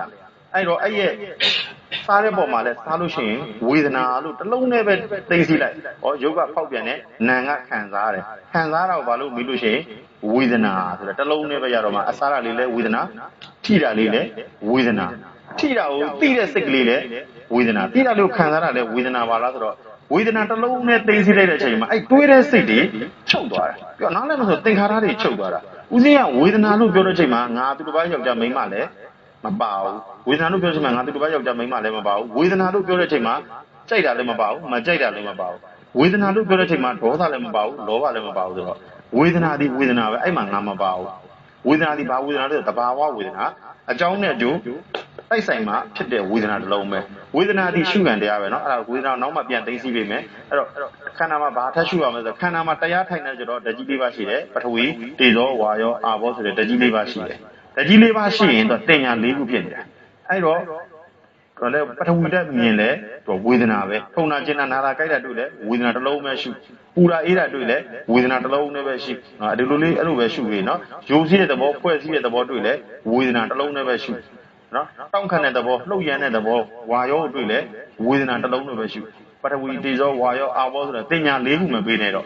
ဘာဝေဒနာတွေပဲခန္ဓာမှာပေါ့ဝေဒနာလို့တစ်လုံးနဲ့ရှုလိုက်တဲ့အချိန်မှာဝေဒနာမှာတင်ညာမရှိတော့ဒီမှာပထဝီတေဇောဝါယောဆိုတဲ့ဒီရဲ့တင်ညာ၄ခုကတစ်လုံးနဲ့ဖြစ်သွားတယ် သဘောကတော့တဘာဝကတော့မတူပေမဲ့မမြဲခြင်းဆိုတဲ့ဒီရဲ့တဘာဝနော်မမြဲခြင်းဆိုတော့အနေစားတော့အတူတူပဲဒါနဲ့သဘောမှတော့အတူတူပဲနော်သဘောဆိုတာကခုနဗာပြောလဲဆိုတော့တဘာဝရဲ့ဒီရဲ့ဝေဒနာလို့ပဲရှုရနော်ခုနဟိုကနဲ့တဘာဝနဲ့ဟိုနဲ့သွားရောလို့တော့မရဘူးနော်ဒီဥစဉ်ကဝေဒနာကိုပြန်သိသိနေတာဆိုတော့အဲ့တော့ဘာပဲအတူတူဝေဒနာတစ်လုံးနဲ့ပဲရှုလိုက်တော့ဒီမှာပထဝီတိသောဝါရောအာဘောဆိုတဲ့ပြည့်ညက်၄ခုမရှိတော့ဘူးအဲ့ပြည့်ညက်၄ခုသိသိလိုက်တဲ့အတွက်ဝေဒနာတစ်လုံးနဲ့ဖြစ်သွားတာ၄ခုရှုမဲ့နေမှာတစ်ခုတည်းဖြစ်သွားတာအဲ့တော့ခန္ဓာမှာဒုက္ခဝေဒနာရှိတယ်ဒုက္ခဝေဒနာရှိတယ်ဒုက္ခဝေဒနာလို့သိတိုင်သွားမှပေးနေနော်ဒုက္ခဝေဒနာပြီးလို့ရှိရင်ဒေါသဖြစ်လိုက်မယ်ဒုက္ခဝေဒနာလို့ပြီးရင်လောဘဖြစ်လိုက်မယ်ဒုက္ခလည်းမပြီးနဲ့ဒုက္ခလည်းမပြီးနဲ့ကြိုက်တဲ့ဝေဒနာတက်ချမ်းသာတာပဲလားဆင်းရဲတာပဲလားဝေဒနာတစ်လုံးနဲ့ရှုလိုက်ဆင်းရဲတာလေးလည်းဝေဒနာချမ်းသာတာလေးလည်းဝေဒနာဆိုတော့ဘာဖြစ်သွားလဲဖရားလို့မေးရင်ဒီမှာချမ်းသာတာရဲ့ဆင်းရဲတာရဲ့ဒီနှစ်ခုရှုရတဲ့အနေတစ်ခုတည်းဖြစ်သွားတာသိသိတယ်လို့ခေါ်တယ်သိသိတယ်တော့ဝိပဿနာဆိုတာချုပ်ပြီးတော့နောက်ပိတ်ဆုံး0ဖြစ်အောင်ရှုရတယ်တုံညာဆိုင်အောင်ထိရှုပြရတယ်အဲ့တော့အဲ့ခန္ဓာမှာရှိတဲ့ဒီပြည့်ညက်တွေကိုပြန်သိသိပြီးတော့ဒုက္ခဝေဒနာဒုက္ခဝေဒနာကိုဝေဒနာတစ်လုံးနဲ့သိသိလိုက်တော့ဒုက္ခဝေဒနာဒုက္ခဝေဒနာနှစ်ခုကနေတစ်ခုဖြစ်သွားတယ်ပရဝီတေသောဝါရောအာဘောဆိုတကြီးလေးပါ၄ခုကနေတစ်ခုဝေဒနာတစ်လုံးနဲ့ဖြစ်သွားတာမျက်စိနားနှာခေါင်းရှားဦးစိတ်ဆိုတဲ့ driver 6ပေါက်ရှိတယ်အဲ့ရကိုမြင်တယ်ဟုတ်တယ်ကြားတယ်မြင်တယ်ကြားတယ်မလုံးနဲ့တော့မြင်တာလေးကြားတာလေးလည်းဝေဒနာမြင်တာလေးလည်းဝေဒနာနာတာလေးလည်းဝေဒနာစားတာလေးလည်းဝေဒနာထိတာလေးလည်းဝေဒနာတွေးတာလေးလည်းဝေဒနာလို့ပြောတဲ့အချိန်မှာအဲ့ဒွါရ6ပေါက်ကသူ့ရဲ့တင်ညာ6ခုကနေတစ်လုံးနဲ့ဝေဒနာဆိုတဲ့တစ်လုံးနဲ့ဖြစ်သွားတယ်ဝေဒနာမှာငါသူတစ်ပါးယောက်ျားမိန်းမလည်းမပါပဲနဲ့အဲ့ဝေဒနာလို့တစ်လုံးနဲ့သိတဲ့အချိန်မှာတွေးတဲ့စိတ်မလာတော့ဘူးအဲ့တင်ညာတွေချုပ်သွားတဲ့အတွက်သင်္ခါရတွေရက်သွားတယ်သင်္ခါရတွေရက်သွားတဲ့တဏှာတွေချုပ်သွားတယ်ဒီလိုလေးသိရမယ်အဲ့ဒါလေးကိုသိတိုင်းမှာဝေဒနာလို့ပြောတဲ့အချိန်မှာငါလည်းမပါဘူးသူလည်းမပါတယ်တော့သူကအဲ့တော့အဲ့ချိန်မှာဒါဥစဉ်ကသရာဂံရဲ့ရှုွက်လို့ပြောတယ်နော်သောတာပန်နေသရာဂံကိုတက်မဲ့လူတွေအတွက်ရှုွက်ကိုဥစဉ်တက်လေးတင်ပေးလိုက်တာနော်မတန်ဒီနေ့မထင်မဲ့ပဲနဲ့ဥစဉ်ထပ်ဟောပေးလိုက်တာသောတာပန်နေတချို့မရှုတတ်ပဲနဲ့တမထဖြစ်နေတဲ့လူယုံနိုင်ရွယ်လိုက်ခွဲနေတယ်တချို့ကြတော့အဲ့မှာချုပ်ပြီးတော့ဘာမှမရှုတတ်တဲ့လူအတွက်အဲ့ပေါ်မှာချမ်းသာတဲ့ပေါ်လေးပေါ်မှာပဲဇံဝင်စားပြီးတမထဘာလိုင်းကိုပြောင်းသွားတဲ့လူတွေအတွက်ဒီလိုလေးပြန်ရှုပေးရအဲ့တော့ဝေဒနာကိုဘာလို့သိသိလဲဆိုရင်နာမ်ပြည့်ညက်တို့သိသိတာချစ်တာလည်းမရှိဘူးမုန်းတာလည်းမရှိဘူးကြိုက်တာလည်းမရှိဘူးမုန်းတာလည်းမရှိဘူးကြိုက်တာလည်းဝေဒနာမကြိုက်တာလည်းဝေဒနာချစ်တာလည်းဝေဒနာမချစ်တာလည်းဝေဒနာဆိုတော့ဝေဒနာဒီဒွါရ6ပေါက်မှာမရှိတော့ဘူးမြင်တယ်ကြားတယ်မျက်စိနားနှာခေါင်းရှာကိုယ်စိတ်ဆိုတဲ့ဒွါရ6ပေါက်မရှိတော့ဘဲနဲ့ဝေဒနာတစ်လုံးနဲ့ကြံခဲ့တော့တင်ညာတို့သိသိလိုက်တော့ဝေဒနာတစ်လုံးနဲ့ရှုသွားအဲ့တော့ဝေဒနာတစ်လုံးနဲ့ကိုဘာပဲပေါ့ပေါ့သွားရှုလို့ရှင်ငြိမ်းနေတာဘာပဲလားဝေဒနာနဲ့ဖြတ်ချပြအဲ့တော့ဝေဒနာပေါ်မှာအကုသိုလ်လည်းမရှိဘူးကုသိုလ်လည်းမရှိဘူးအဲ့လိုလေးအဲ့ဝေဒနာပေါ်မှာငါလည်းမပါဘူးသူလည်းမပါဘူးနော်အဲ့လိုလေးရှုပြီးတော့ဝေဒနာတစ်လုံးနဲ့ရှုအဲ့တော့ကျေသွားမယ်ထပ်ဆက်သွားမယ်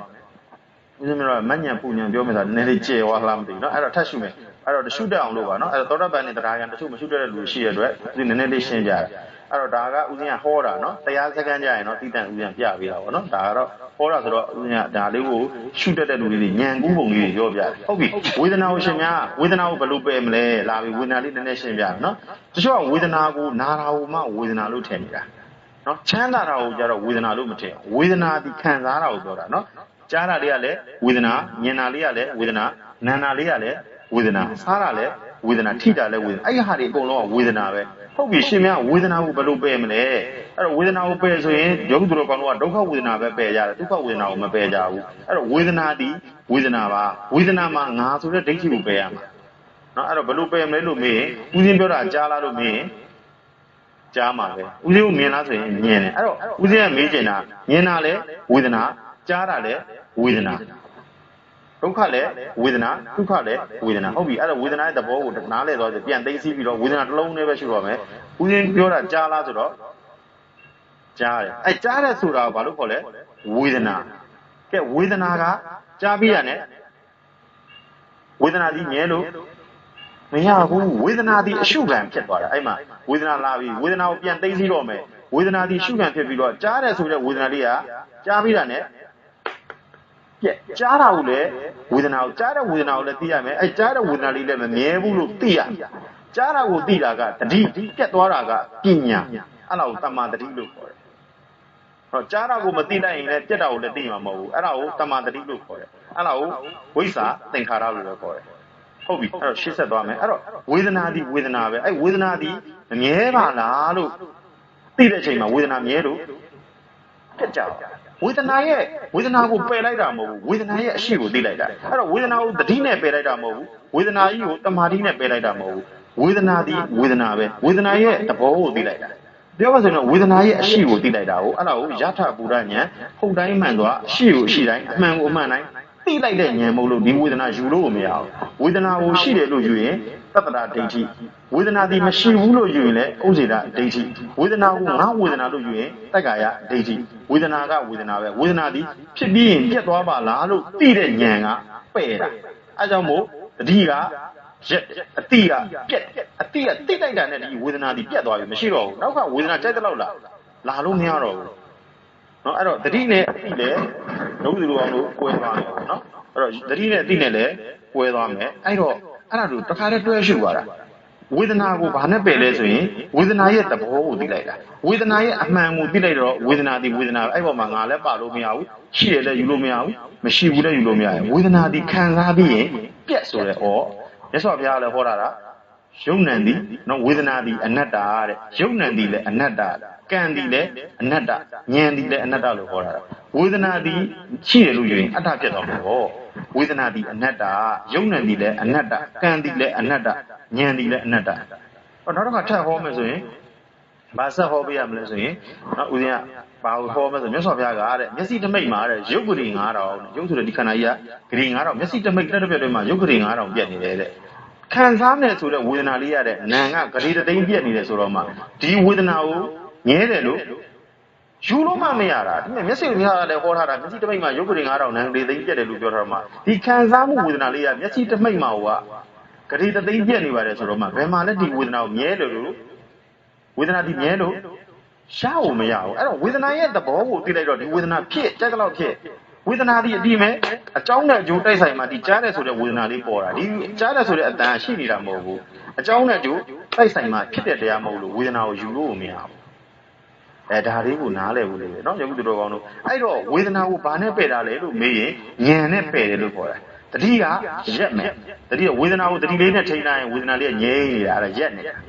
နော်ဝေဒနာရဲ့သဘောကဖြစ်ပြီးပြက်ပါလားလို့သိတဲ့ဒီဉာဏ်ကဖြတ်ချလိုက်တတိယရက်တယ်အတိကပြက်ထက်တယ်အတိကသိလိုက်တာနဲ့ဖြစ်ခြင်းဝေဒနာဒီပြက်သွားတာဝေဒနာကိုဘယ်သူပယ်လဲလို့မမေးနဲ့ဉာဏ်ကပယ်တာဘယ်ဉာဏ်ကပယ်လဲတော့ယထာပူရဉာဏ်ဟုတ်တိုင်းမှန်သွားခန္ဓာမှာအရှိကိုအရှိတိုင်းသိတဲ့ဉာဏ်ကသူ့အတူပယ်တာဥဒိယပယ်တာမဟုတ်ယောဂုတော်ကောင်းလို့လည်းအကုန်လုံးပယ်ခြင်းမှာပယ်နိုင်မှာဉာဏ်နဲ့လူပဲပယ်နိုင်အဲ့တော့ကြားတာကိုလည်းကြားတယ်လို့သိတာကကြားတယ်လို့သိတာတတိ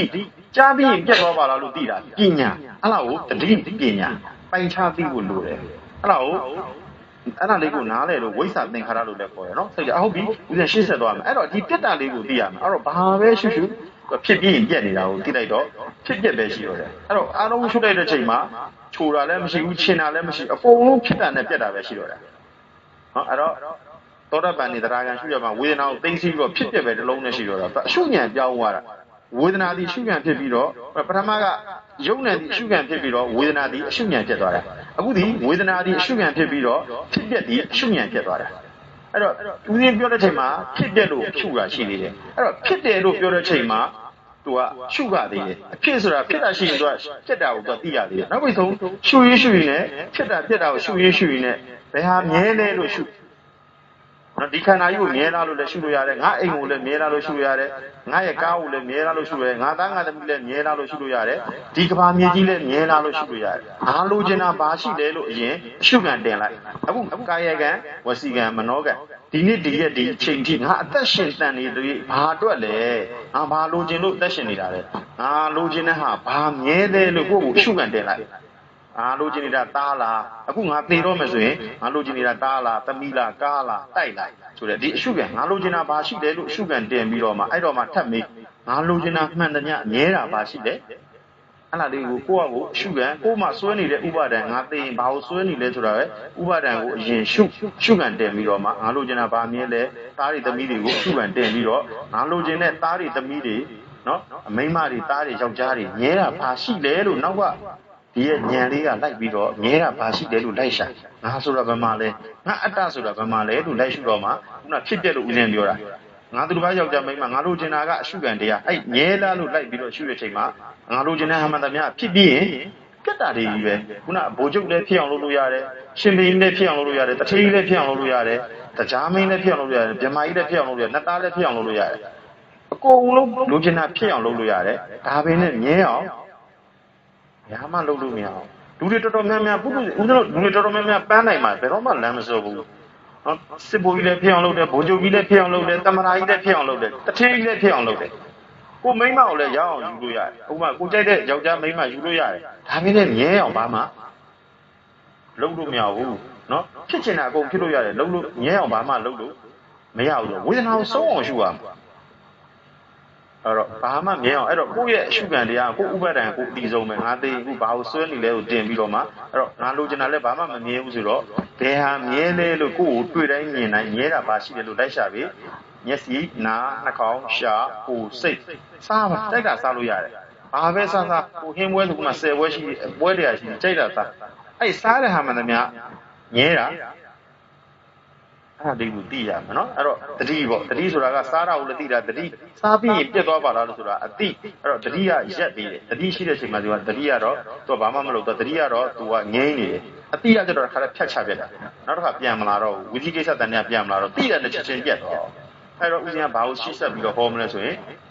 အဲ့ဒီချိန်မှာသူကဖြစ်ပြက်လို့ရှုတဲ့ချိန်မှာဖြစ်တာအရှုခံတရားရှိနေသေးတယ်နောက်ပြီးဆုံးရှုရင်းနဲ့ဖြစ်တယ်ဆိုတော့ဘာတစ်ခုမှမရှိတော့ဘူးဒီရဲ့အရှုဉဏ်ရဲ့အောက်မှာဒီအရှုခံဆိုတဲ့ဖြစ်တယ်ဘာဖြစ်လဲလို့မေးတဲ့ချိန်မှာဖြစ်တယ်လို့ထင်တဲ့ဒီအရှုခံမှန်သမျှပြက်တယ်ဆိုတဲ့ဒီအရှုဉဏ်အောက်ထဲမှာဝင်သွားတဲ့အချိန်မှာငဲတာဘာတစ်ခုမှမရှိတော့ပဲအပြက်တစ်လုံးလေးပဲကျန်တော့တယ်အပြက်တစ်လုံးလေးပဲအရှုခံဆိုတဲ့ဒီရဲ့ဖြစ်တာဘာတစ်ခုမှမရှိတော့တဲ့ဖြစ်တယ်ဘယ်ဟာမြဲလဲလို့အရှုခံတင်လိုက်တာနဲ့မြဲတယ်လို့ထင်တဲ့ဟာမှန်သမျှဉာဏ်ထဲမှာပြက်ကြတော့ဒီတမာတိတိအောက်ထဲမှာပဲဘယ်ဟာမှရှုခံတင်လို့မရအောင်ရှုခံတင်လို့မရတဲ့အခါကျတော့ဖြစ်တယ်ဆိုတာဘာမှမရှိတော့ပဲနဲ့တလောကလုံးကဘာမြေကြီးလက်ပြက်နောက်ခန္ဓာဆိုတဲ့ဗြဟ္မာကြီးလက်ပြက်နက်တွေလက်ပြက်31ဖုတ်အကုန်အပြက်တွေပဲမြင်တော့တာအဲ့တော့အဲ့ဒါတွေအပြက်တွေမြင်ရှင်မြဘာဖြစ်လဲလို့မေးဩဒီခန္ဓာကြီးနဲ့ယံဖြစ်နေရတာစားနေရတယ်လဲဒုက္ခဩစားပြီးတော့လဲခုရှိတာဆိုစားတာပဲကောင်းတာလဲစားတာပဲမကောင်းတာလဲစားတာစားပြီးတော့လဲပြက်သွားတာပဲမရှိဘူးစားပြီးတော့လဲသူကစားတာပဲစားပြီးတော့လည်းသူပြက်နေတာဆိုတော့တောက်လိုက်တဲ့အချိန်မှာလည်းပြက်သွားတယ်တော့ဘာပဲမြင်သူအပြက်ပဲမြင်တော့တာအပြက်ပဲမြင်တော့ခါတော့ဘာဖြစ်တော့ဒီခန္ဓာကြီးကိုမတတ်ထားတော့တာသူများတော့မသိဘူးကိုနော်ကိုခန္ဓာကိုစားနေရတော့ကနော်မတတ်ထားတော့ဘူးခန္ဓာ၅ပါးမှာတင်ညာလိန်တာကိုတွေ့လာပြီဩငါခန္ဓာလည်းမရှိဘူးငါခန္ဓာလည်းဖြစ်ပြဒုက္ခသစ္စာလို့မြင်ထားတဲ့အတွက်သူခန္ဓာလည်းဖြစ်ပြဒုက္ခသစ္စာငါသားငါသမီးလည်းဖြစ်ပြဒုက္ခသစ္စာ31ပုံမှာလည်းယုံနံဖြစ်ပြဒုက္ခသစ္စာတွေပဲသူကသိလာတဲ့အခါကျတော့ဘယ်အာယုံမှညှို့လို့မရဘူးစားနေရတဲ့ဒုက္ခအိတ်နေရတဲ့ဒုက္ခနော်လမ်းလျှောက်နေတဲ့ဒုက္ခနေရတာဟောဒုက္ခနောက်ထပ်10နှစ်15နှစ်လောက်နေရမှယူကြောက်လာဘာလို့လဲဆိုတော့အတိတ်ပဲမှမရှိတာလုံသမျှကအကုန်အပြက်ပဲဖြစ်နေတာငါတို့လုံနေသမျှနေတိုင်းပြက်နေတာလူတွေကတတိမထားမိလို့ပါမနက်ကစားတော့ဟာလဲဒုက္ခပဲမနက်စားပြီးတော့လဲနော်မနက်နေ့လေမနက်အာယုံစားပြီးလဲနေ့လေထက်စားဟုတ်လားတချို့လူဆိုရင်လည်းညတာပါထက်စားဆိုတော့ငဲစားနေရတယ်တောက်နေရလဲဒုက္ခပေါက်နေရလဲဒုက္ခအိတ်နေရလဲဒုက္ခဆိုတော့ဒီခန္ဓာကြီးကသူ့ရဲ့အပြက်တွေပဲဒလက်ဆက်မြင်လာတဲ့ခါတော့တော့ကြဟိုပဲလှိပ်ပြီးလိုက်ပါဦးတော့ကြဒီဘက်လှိပ်ပေးပါဦးတော့ကြအဲအကွန်ဖွင့်ပေးပါဦးတော့ကြစောင့်ချုံပေးပါဦးဆိုတော့ဒီခန္ဓာဒုက္ခကြီးကိုကြည်တိုင်းကြည်တိုင်းမှာဒလက်ဆက်ဒီခန္ဓာကြီးကအမြဲတမ်းကိုယ်လိုမလိုက်ပဲနဲ့ကိုယ်ကြိုက်မလိုက်ပဲနဲ့နော်သူကအမြဲတမ်းကြီးပဲဒီကောင်ကဖောက်ပြန်ပြက်စီးနေတာတွေ့တော့ဒီခန္ဓာကြီးကိုပဲကြောက်လာပြီးတော့သူအဲ့တော့ချိုးတော့ဉာဏ်စင်လိုပြောတော့နိဗ္ဗာန်ဉာဏ်တွေပါဖြစ်သွားတော့နော်အဲ့တော့ညီးငွေလာတာပေါ့အဲ့လိုမျိုးတွေဖြစ်လာတော့ထားပါတော့နော်အဲ့တော့ခန္ဓာကြီးကိုညီးငွေလာပြီးကြောက်လာတာဒီခန္ဓာကြီးကိုပြန်ရမှာကိုကြောက်လာတာအဲ့ဉာဏ်ရလို့ရှိရင်ဘာလို့ဆိုတော့ရုပ်ရဲ့နာမ်ရဲ့လို့သူကသိတိုင်မရှိတော့ဘူးရုပ်ကလည်းဖြစ်ပြဒုက္ခသစ္စာနာမ်ကလည်းဖြစ်ပြဒုက္ခဆိုရုပ်ရဲ့နာမ်ရဲ့တပေါင်းကြီးဖြစ်ပြီးတော့တပေါင်းကြီးပြက်နေတဲ့အပြက်တစ်ခုလည်းဖြစ်တာဖြစ်တယ်ဆိုတဲ့အရှုခံကိုတင်ရမယ်အပြက်တစ်ခုလည်းဖြစ်သွားတာအဲ့တော့ဖြစ်ပြတွေမြင်ဖြစ်ပြတွေမုံဖြစ်ပြတွေဆုံးဦးရတယ်ဒါအကျမ်းမင်းလေးရှင်းပြအဲ့တော့ဖြစ်ပြတွေဆုံးတယ်ဆိုတော့အဲ့တော့ဟိုပေါ့နော်အဲ့ဒီခုနကမြင်တာကကြတော့ခုနသောတပန်ကကြတော့ခုနဒီရုပ်မှငါမရှိတော့သိလားတရားခံကကြတော့ဒီစိတ်မှငါမရှိတော့သိလားဘာလို့ဆိုတော့စိတ်ကလည်းဖြစ်ပြီးရင်ဒလဆက်ပြက်နေတော့စိတ်ရဲ့ရုပ်ရည်လို့မရှိဘူးပြက်တာပဲဖြစ်တာနဲ့ပြက်တာပဲဒီတစ်ခုတည်းပဲသိသွားပြီးတော့ပုဂ္ဂိုလ်တော်ဆိုတာရှာလို့မတွေ့တော့ဘူးစိတ်လည်းရှာလို့မတွေ့တော့ဘူးရုပ်လည်းရှာလို့မရဘူးဒီဖြစ်ပြီးပြက်နေတဲ့သင်္ခါရတရားပဲရှိသွားပြီးတော့ခန္ဓာ၅ပါးမှာတင်ညာလိန်တာကိုတွေ့သွားတာတရားခံကြတော့ပုဂ္ဂိုလ်တော်ရှာလို့မတွေ့တော့ဘူးစိတ်ထဲမှာအပြက်လေးတစ်လုံးပဲရှိတော့တယ်ဖြစ်လို့ကိုမရတော့ဘူးငကိုယ်တည်းကငါဆိုတာမရှိတဲ့အတွက်ငါသားငါသမီးလည်းရှိလို့မရဘူးသူကရုပ်ကိုလည်းပယ်သွားပြီစိတ်ကိုလည်းပယ်သွားပြီဘာလို့မပယ်နိုင်လဲဆိုတရားခံဒီဖြစ်ပြီးပြက်နေတဲ့သင်္ခါရတရားကိုမပယ်နိုင်ဘူးဖြစ်နေတာဖြစ်ပြက်တွေမြင်ဖြစ်ပြက်တွေမုန်းဖြစ်ပြက်တွေဆုံးဖြစ်ပြက်ဖို့မဆုံးတော့ဘူးသင်္ခါရတရားတွေကိုတဏှာထိုင်လဲဖြစ်ပြက်ပဲစေနိုင်ထိုင်တော့လဲဖြစ်ပြက်ပဲနော်တလားလုံးထိုင်လဲဖြစ်ပြက်ပဲတသက်လုံးထိုင်လဲဖြစ်ပြက်ပဲအဲ့တော့ဘာလို့ပဲရှိစေနိုင်ထိုင်လဲဖြစ်ပြက်တလားလုံးထိုင်လဲဖြစ်ပြက်စနေလုံးထိုင်လဲဖြစ်ပြက်မထိုင်မဲနဲ့အိတ်နေတဲ့ချိန်လဲဖြစ်ပြီးရင် ပြက်နေမှာပဲအဲ့ဖြစ်ပြီးပြက်နေတဲ့သင်္ခါရကိုဖြစ်ပါစေလဲဆူတောင်းလို့မရဘူးပြက်ပါစေလဲဆူတောင်းလို့မရဘူးအချိန်တိုင်းဖြစ်ပြီးပြက်နေတဲ့သင်္ခါရတရားကငါသဘောလားသူ့တဘာဝလားဆိုတော့အဲ့ဖြစ်ပြီးပြက်နေတဲ့သင်္ခါရတရားကိုကသူ့သဘောတဘာဝပဲဖြစ်ပါစေလဲဆူတောင်းလို့မရဘူးပြက်ပါစေလဲဆူတောင်းလို့မရဘူးအဲ့ဟာလေးကိုပြန်သိသိပြက်တာအဲ့တော့သင်္ခါရတရားတို့ခုနရုပ်ခုနဖြစ်တာဒီရှုခံတရားပြက်တာဒီအရှုဉဏ်တရားအဲ့ပြက်နေတဲ့သင်္ခါရတရားတွေကိုဘယ်သူကလုပ်လဲလို့မေးတော့အဲ့ဖြစ်ပြီးပြက်နေတာကသူ့ရဲ့သဘာဝပဲတဏှာကြီးလည်းဖြစ်ပြီးရင်ပြက်နေအခုကြားပြီးလည်းဖြစ်ပြီးရင်ပြက်သူဖြစ်အောင်လည်းလုပ်လို့မရဘူးပြက်အောင်လည်းလုပ်လို့မရအဲ့ဖြစ်ပြီးပြက်နေတဲ့သင်္ခါရတရားကိုကငါသဘောလားသူ့သဘာဝလားမေးရင်တဏှာကြီးထိုင်လည်းဖြစ်ပြက်လမ်းလျှောက်လည်းဖြစ်ပြက်မတက်ရလည်းဖြစ်ပြက်အိတ်နေလည်းဖြစ်ပြက်ထိုင်နေလည်းဖြစ်ပြက်ဆိုတော့လျှောင်းထိုင်ရက်သွားအယဘု၄ပါးကကြိုက်တာရှုကြိုက်တဲ့ကမ္မထန်ရှုဘာပဲရှုထိုင်တာလေးကလည်းအနိစ္စပဲလမ်းလျှောက်တာလေးကလည်းအနိစ္စမတက်ရတော့လည်းအနိစ္စအိတ်တာလေးလည်းအနိစ္စဆိုတော့အကုန်လုံးမမြဲခြင်းတရားကိုမြင်တဲ့အတွက်ငါလည်းဆွဲလို့မရတော့အဲ့ဖြစ်ပြီးပြနေတဲ့သင်္ခါရတရားဒီငါသဘောလားသူ့တဘာဝလားပြီးတော့သူ့သဘောတဘာဝကြိုက်တာရှုနော်အဲ့ဒါလေသူ့သဘောတဘာဝဆိုတော့ဒါကခုနကနားလဲအောင်ပြောမှဆိုရင်တော့ပရမတဘာဝတွေကပဋိသင်္ခါရဉာဏ်ဆိုတော့ပရမကသိသိလိုက်တာနော်ပဋိသင်္ခါရသိသိလိုက်ပြီးတော့ဒါတွေကို तू ကရှုလိုက်တာပေါ့သိသိရွရှုလိုက်တဲ့ခါကျတော့တဏှာကြီးထိုင်လဲဖြစ်ပြတော့ဉာဏ်နဲ့သွားပေါ့နော်ခုနသမုဒ္ဒရာကိုရေကိုတောက်လို့ပင်လေတဲ့ရေကိုတောက်လို့ပေါ့နော်တစ်ခွက်တောက်လဲဉာဏ်နဲ့10ခွက်တောက်လဲဉာဏ်နဲ့အခွက်တရတောက်လဲဉာဏ်နဲ့ဆိုတော့ तू ကဒီလိုပဲတဏှာကြီးထိုင်လဲဖြစ်ပြပဲ10နိုင်ထိုင်လဲဖြစ်ပြနော်တစ်သက်လုံးထိုင်လဲဖြစ်ပြသမုဒ္ဒရာမှာရှိတဲ့ရေတွေအကုန်လုံးလဲငန်နာပါလားလို့သိတဲ့ချိန်မှာဟုတ်ခန္ဓာမှာတော့တစ်စက္ကန့်လေးတောင်မှပဲမျက်စိတမိတ်ရုပ်ကလေး9000ပြက်နေပါတယ်ဆိုတော့မှတစ်စက္ကန့်လေးတောင်ငါမပိုင်ပါဘူးဆိုတော့မှတဏှာကြီးထိုင်တဲ့လူတွေအံ့ဩတယ်နောက်ကိုပြန်မလဲကြည့်ရလေတစ်စက္ကန့်တော့မှမျက်စိတမိတ်မှာရုပ်ကလေး9000နံကလေးတလိမ့်ပြက်နေပါတယ်ဆိုမှတဏှာကြီးထိုင်ပြီးတော့လည်းဖြစ်ပြီးပြက်တာပဲအဲ့တော့ဖြစ်ပြက်ကိုကြီးပဲရှုမနေနဲ့နောက်ကိုပြန်လှည့်ကြည့်သိသိလိုက်တော့လေတဏှာကြီးထိုင်လည်းဖြစ်ပြက်10နာရီထိုင်လည်းဖြစ်ပြက်နော်တစ်လလုံးထိုင်လည်းဖြစ်ပြက်တစ်နှစ်လုံးထိုင်လည်းဖြစ်ပြက်နော်10နှစ်လုံးထိုင်လည်းဖြစ်ပြက်တစ်သက်လုံးထိုင်လည်းဖြစ်ပြက်အိတ်နေတဲ့ချိန်လည်းမထိုင်မဲနဲ့အိတ်နေတဲ့ချိန်လည်းဖြစ်ပြက်လျှောင်းထိုင်ရတော့အချိန်တိုင်းဖြစ်ပြီးရင်ပြက်အဲ့တော့ဖြစ်ပါစေလဲငါဆူတောင်းလို့မရဘူးပြက်ပါစေလဲဆူတောင်းလို့မရဘူးအဖြစ်ပြီးပြက်နေတဲ့သင်္ခါရတရားတွေကိုပြန်သိသိတော့လေအများကြီးတဲ့ဖြစ်ပြက်ကြီးပဲရှုမိတာအဖြစ်ပြီးပြက်နေတာကိုဘယ်သူကလောက်တာလဲဖြစ်ပြီးပြက်နေတဲ့သင်္ခါရတရားကသူ့သဘောတဘာဝမွေးလာတာမှန်သမျှသိရမှာဖြစ်လာတာမှန်သမျှ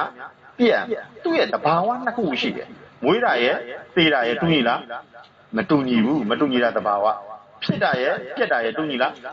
းမတူညီဘူးမတူညီပါလဲဆိုရင်တဘာဝပဲအဲ့ဖြစ်ပြီးပြက်နေတဲ့သင်္ခါရတရားကသူ့သဘောတဘာဝဖြစ်အောင်လဲငါလုပ်လို့မရအဲ့တော့အဲ့သင်္ခါရတရားကိုဘာနဲ့သိသိလဲဆိုတော့ဖြစ်ပြက်တွေမြင်ဖြစ်ပြက်တွေမုံဖြစ်ပြက်တွေဆုံးဘယ်မှာဆုံးလဲမေးဖြစ်ပြီးပြက်နေတဲ့သင်္ခါရတရားကတဘာဝပါလားလို့တဘာဝနဲ့ပြန်သိသိလိုက်တယ်သင်္ခါရတရားတွေအဲ့ဒါတစ်စက္ကန့်လဲတဘာဖြစ်ပြီးပြက်နေတာပဲတစ်သက်လုံးလည်းဖြစ်ပြီးပြက်နေပါလားတကောင်ပြန်သိသိလိုက်တော့ဖြစ်ပြီးပြက်နေတဲ့သင်္ခါရတရားတွေကသူ့သဘောတဘာဝဆိုတော့ဘာဖြစ်သွားလဲဘယ်အားလို့မေးရင်အဲ့သင်္ခါရတရားပေါ်မှာငါရှုကြမရှိတဲ့အတ္တလေးပြုတ်သွားတာအဲ့လိုက်ရှုနေတာကသင်္ခါရပြက်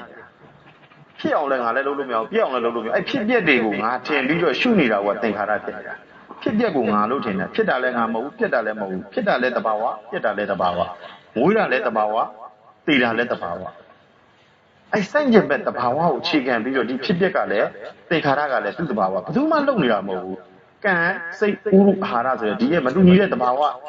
ကြောင့်တရား၄ပါးနေထောက်ပံ့ပြီးတော့ဖြစ်ပြင်းပြက်နေတဲ့သင်္ခါရတရားတွေပဲအဲ့တော့ဒါကိုသိတဲ့ချိန်မှာဖြစ်တာလဲငါမဟုတ်တော့ဘူးပြက်တာလဲငါမဟုတ်တော့ဘဲနဲ့ဘာဖြစ်သွားလဲဆိုတော့ဓမ္မနုပဒနာကိုရောက်သွားတာနော်ဓမ္မနုပဒနာကိုရောက်သွားပြီးတော့မှဘာဖြစ်သွားလဲဆိုတော့ပြက်တာလေးကိုမြင်လဲတရားပဲဖြစ်တာလေးကိုမြင်လဲတရားပဲဆိုတော့မှအဲ့တော့မှသူကဓမ္မနုပဒနာဆိုတာကဓမ္မကြီးပဲမြင်တော့တာနော်တဘာဝကလည်းဓမ္မပဲတဘာဝပဲသူကယောက်ျားလဲတဘာဝမိန်းမလည်းတဘာဝမိန်းမဆိုလည်းမိန်းမတဘာဝရှိမယ်ယောက်ျားဆိုလည်းယောက်ျားတဘာဝရှိမယ်သူကယောက်ျားတဘာဝရဲ့မိန်းမတဘာဝရဲ့လို့တဘာဝကိုပဲတဘာဝနဲ့ပဲပြန်ပိုင်းခြားကြည့်တာအဲ့တော့ယောက်ျားတဘာဝမိန်းမတဘာဝတူညီလားမတူညီဘူးမတူညီတာဘာလဲခေါ်လဲတဘာဝပဲနေ့ရဲ့ညရဲ့တူညီလားနေ့ရဲ့ညရဲ့လည်းမတူညီဘူးမတူညီတာဘာလဲခေါ်ရင်တဘာဝပဲပြန်သိသိတာနော်ဖြစ်တာရှိရင်ပြက်တာရှိမယ်တူညီလားဆိုရင်မတူညီတာဝတ်တဘာဝပဲသိသိတိုင်းဆိုတော့တဘာဝလို့မြင်တိုင်းတော့ဓမ္မနုပဒနာအဲ့တော့ဒီရဲ့နှစ်ခုချင်းမှာပေါ့ဥနာလူတွေတော်တော်များများက ဆင်းရဲခြင်းလားချမ်းသာခြင်းလားဆိုရင်လူတွေတော်တော်များများချမ်းသာခြင်းလည်းပဲပြောတယ်ဆင်းရဲခြင်းတော့မပါဘူးအဲ့တော့ဒီမှာအစွန်းရောက်သွားတယ်သူကဆင်းရဲတာပဲဖြစ်ဖြစ်ချမ်းသာလူတွေတော်တော်များများချမ်းသာခြင်းလို့အလုပ်လုပ်တယ်ချမ်းသာခြင်းလို့လုပ်တော့မဆင်းရဲဘူးလားချမ်းသာခြင်းနဲ့လုပ်တော့ဆင်းရဲတယ်ဆင်းရဲအတွက်ချမ်းသာတယ်အဲ့နှစ်ခုတည်းဘယ်ဟာကိုပြင်မလဲဘယ်ဟာမှပယ်လို့မရဘူးနေ့ရှိရင်ညရှိရယောက်ျားရှိရင်မိန်းမရှိရဆင်းရဲတာရှိရင်ချမ်းသာတာရှိရဖြစ်တာရှိရင်ပြက်တာရှိရတူညီလားမတူညီတဲ့သဘာဝနှစ်ခုဟာဘယ်သူမှပိုင်ဆိုင်လို့မရအဲ့စိတ်ညစ်ပဲနှစ်ခုကြောင့်ဒီသင်္ခါရတရားတွေဖောက်ပြန်နေတာကိုဓမ္မလို့ခေါ်တယ်တပ်ပိသင်္ခါရဓမ္မတပ်ပိဓမ္မအနတ္တကြောင့်နောက်မှပြန်သိသိမှာနော်ယဟန္တာကြမှာသူကဒီဓမ္မကိုရှုပြအောင်မရှိတော့အဲ့ရှုနေရရင်လည်းသူသင်္ခါရပြန်တယ်အဲ့တော့ကျေသွားမှာဆိုလို့ပေါ့နော်အဲ့တော့ဦးဇင်းပြောနေတဲ့ဒီဓမ္မနုပဒနာကိုထပ်ပြီးတော့ခါတိုင်းလည်းအမြဲတမ်းဟောနေကြပါဒီနေ့လည်းဦးဇင်းနော်တတိယလို့ပြန်ပြီးတော့အဲ့တော့အတိနဲ့တတိလေးကိုပြန်တွဲတာပေါ့နော်အဲ့တော့တတိကတော့အမြဲတမ်းအဲ့လာကြီးကခုနတဘာဝကြီးပဲဆက်ပြီးတော့ရှုနေမယ်ဆိုရင်သင်္ခါရကြီးပဲဆက်ရှုနေမယ်ဆိုရင်သူကတတိတစ်လုံးနဲ့ဖြစ်သွားတာသင်္ခါရတစ်လုံးနဲ့ဆိုတတိအဲ့သင်္ခါရတရားကိုအတိသိခဲ့တာတတိကတော့ရက်နေတာဘာမှဆက်ရှုကြမလို့ပဲနဲ့ရက်နေတာအဲ့လာကိုအဲ့သင်္ခါရတရားဒ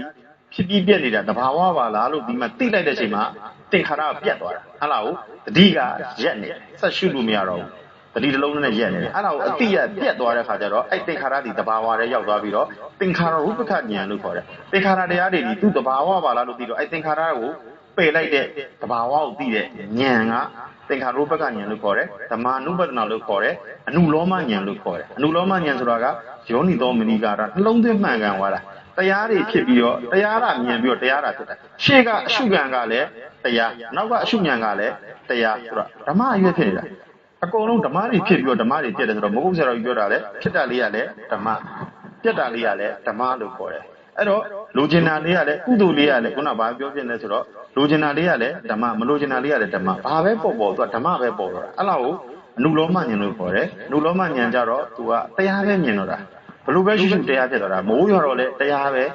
နေပူတော့လည်းတရားပဲနေတိုက်တော့လည်းတရားပဲစောင်းနေရောက်တော့လည်းတရားပဲဆိုတော့အဲ့တရားကဦးဇင်းပြောနေတာလေရိုးရိုးရှင်းရှင်းလေးပါခန္ဓာမှာလည်းဒီတဘာဝတတိလေးပါပဲရှိတယ်သူကဒုက္ခရောက်တော့လည်းအစဉ်ပြောင်းနေရတာပဲချမ်းသာတော့လည်းအစဉ်ပြောင်းနေရတာပဲဘာလို့ဆိုတော့ဒီတဘာဝနှစ်ခုကလိုချင်တော့လည်းရမှာပဲမလိုချင်တော့လည်းရမှာပဲဆိုတော့သူ့ရဲ့တရားကငါသဘောလားသူ့သဘောလားဆိုတော့သူ့သဘောတဘာဝအဲ့ဒါကသဘောမှာကသဘောစိုက်နေတာပဲပြောမယ်ဆိုတော့တဘာဝတရားစိုက်နေတဲ့အတွက်အဲ့ပေါ်မှာလောဘလည်းဖြစ်လို့မရဘူးပုဂ္ဂိုလ်တော်ကလည်းရှာလို့နာခံဖြစ်သွားတဲ့ချိန်ပေါ့နော်ဟိုတရားခံကခုနဟိုဟာဖြစ်သွားပြီမက်ကကြတော့မက်ကတော့ငါတို့ဘာယောက်ျားဖြစ်ပြီးပြည့်နေတဲ့အတွက်ရုပ်လည်းမရှိတော့ဘူးနာမ်လည်းမရှိတာကမက်ဖို့ကခံစားတာနော်ငါလည်းမရှိရင်ငါခန္ဓာလည်းမရှိဘူးငါသားငါသမီးလည်းမရှိဘူး30ပုံတော်လည်းမရှိတော့ဘူးနော်အဲ့ဒါကိုတော့သိသွားတာဖို့ကခံစားတာအနာဂတ်မိမက်ကကြတော့ဒီမှာတဘာဝကိုမြင်သွားတာဖြစ်ပြီးပြည့်နေတဲ့တရားဒီတဘာဝလို့သူသိသွားတာဖို့ကတော့ခံစားတာလောက်ဒီခံစားလဲဒီဦးဇင်းတို့မှာစကြဝဠာမှာအနန္တကမတူညီတဲ့တက်ရှိတဘာဝတတ်မဲ့တဘာဝရှိတယ်စကြဝဠာအနန္တအဲ့စကြဝဠာအနန္တကိုသိသိလို့ရှိရင်စကြဝဠာတစ်ခုမှာဦးဇင်းတို့ကဘာဆိုတာကမြေမုံပမာဏလောက်ပဲရှိတယ်နော်အဲ့ဒီကဘာဒီမြေမုံဆိုတဲ့ကဘာကြီးပေါ်မှာဦးဇင်းလူသားတွေကုန်နေရတယ်အဲ့ဒီလူသားတွေဒကာရမတွေအကုန်လုံးကဒီကဘာနဲ့ရှင်လိုက်လို့ရှိရင်ဦးဇင်းတို့ဒကာမတွေကမြေမုံပမာဏလောက်ပဲရှိတယ်နော်ဦးဇင်းတို့ခန္ဓာကိုမှီတင်းပြီးတော့နေတဲ့ဒီမှာပိုးမျိုး80ဆိုတဲ့တရားဝါတွေဦးဇင်းတို့ခန္ဓာဒကမာကြီးတို့ခန္ဓာထဲမှာရှိတဲ့တရားဝါတွေကလည်းဦးဇင်းတို့ခန္ဓာယူကဘာတစ်ခုတူပြီးဆောက်ပြီးတော့အဲ့ဒီမှာတဘာဝတရားတွေနေနေတာတဘာဝဆိုတဲ့ဒီတဘာဝနော်ပိုးမျိုး80နေကြတယ်အဲ့ဒီပေါ်မှာဒီပရမတ်အနုမြုံမို့လို့ရှိတဲ့ဒီအမှုံမွားလေးတွေတစ်ခုတိုင်းမှာလည်းတဘာဝတကြီးပြီးပါပဲရှိတယ်စัจ java အနန္တမှာလည်းမတူညီတဲ့ဒီတဘာဝတကြီးပြီးပါပဲရှိတယ်တူညီလားဆိုရင်မတူညီတာကတဘာဝအဲ့တော့ဦးဇင်းကဒီတဘာလို့အမှုံမွားလေးတွေပြရလဲလို့မေးရင်ဒီမှာဒီတမလဲဦးဇင်းကတရားအသားလို့ပြောနေဒီမှာလဲသူကကော်ဘတ်တိုက်လိုက်မယ်ဒီကောင်ကြီးကိုခြေလိုက်မယ်ဆိုဒီကောင်ကအမှုံမွားတွေပဲရှိတယ်အဲ့အမှုံမွားလေးတွေမှာလဲတဘာဝဆိုတော့ဦးဇင်းကအဲ့ဒါကိုဓမ္မနုပဒနာလို့ခေါ်တယ်ဓမ္မဆိုတာကတဘာဝကိုပြောတာအနုပဒနာဆိုတာကအသေးစိတ်ရှုတာအမှုံမွားလေးတွေကိုလည်းတဘာဝပုံဖော်ရှုရမယ်စัจ java အနန္တကိုလည်းတဘာဝပုံဖော်အောင်ရှုရမယ်အဲ့ဒါကိုဓမ္မဆိုတာကတဘာဝအဲ့ဒါကိုအနုပဒနာဆိုတာကအသေးစိတ်ရှုတာယောက်ျားရှိရင်မိန်းမရှိမယ်မွေးတာရှိရင်သေတာရှိရင်ဒီစัจ ညင်ဘက်တဘာဝနှစ်ခုကိုတဘာဝတရားတို့ချဲ့ပြီးရှုတာအဲ့ဒါဗီဇတဘာဝရှိတယ်အကြောင်းကျိုးတဘာဝရှိတယ်နော်မတူညီတဲ့တဘာဝရှိတယ်တဘာဝတရားတွေပဲအဲ့ဖောက်ပြန်နေတဲ့သင်္ခါရကိုလည်းတဘာဝလို့ခေါ်တယ်ဖောက်ပြန်နေတဲ့တရားကတဘာဝဆိုတော့လောကကြီးမှာတဘာဝနဲ့ကင်းတဲ့နေရာဘာမှမရှိဘူး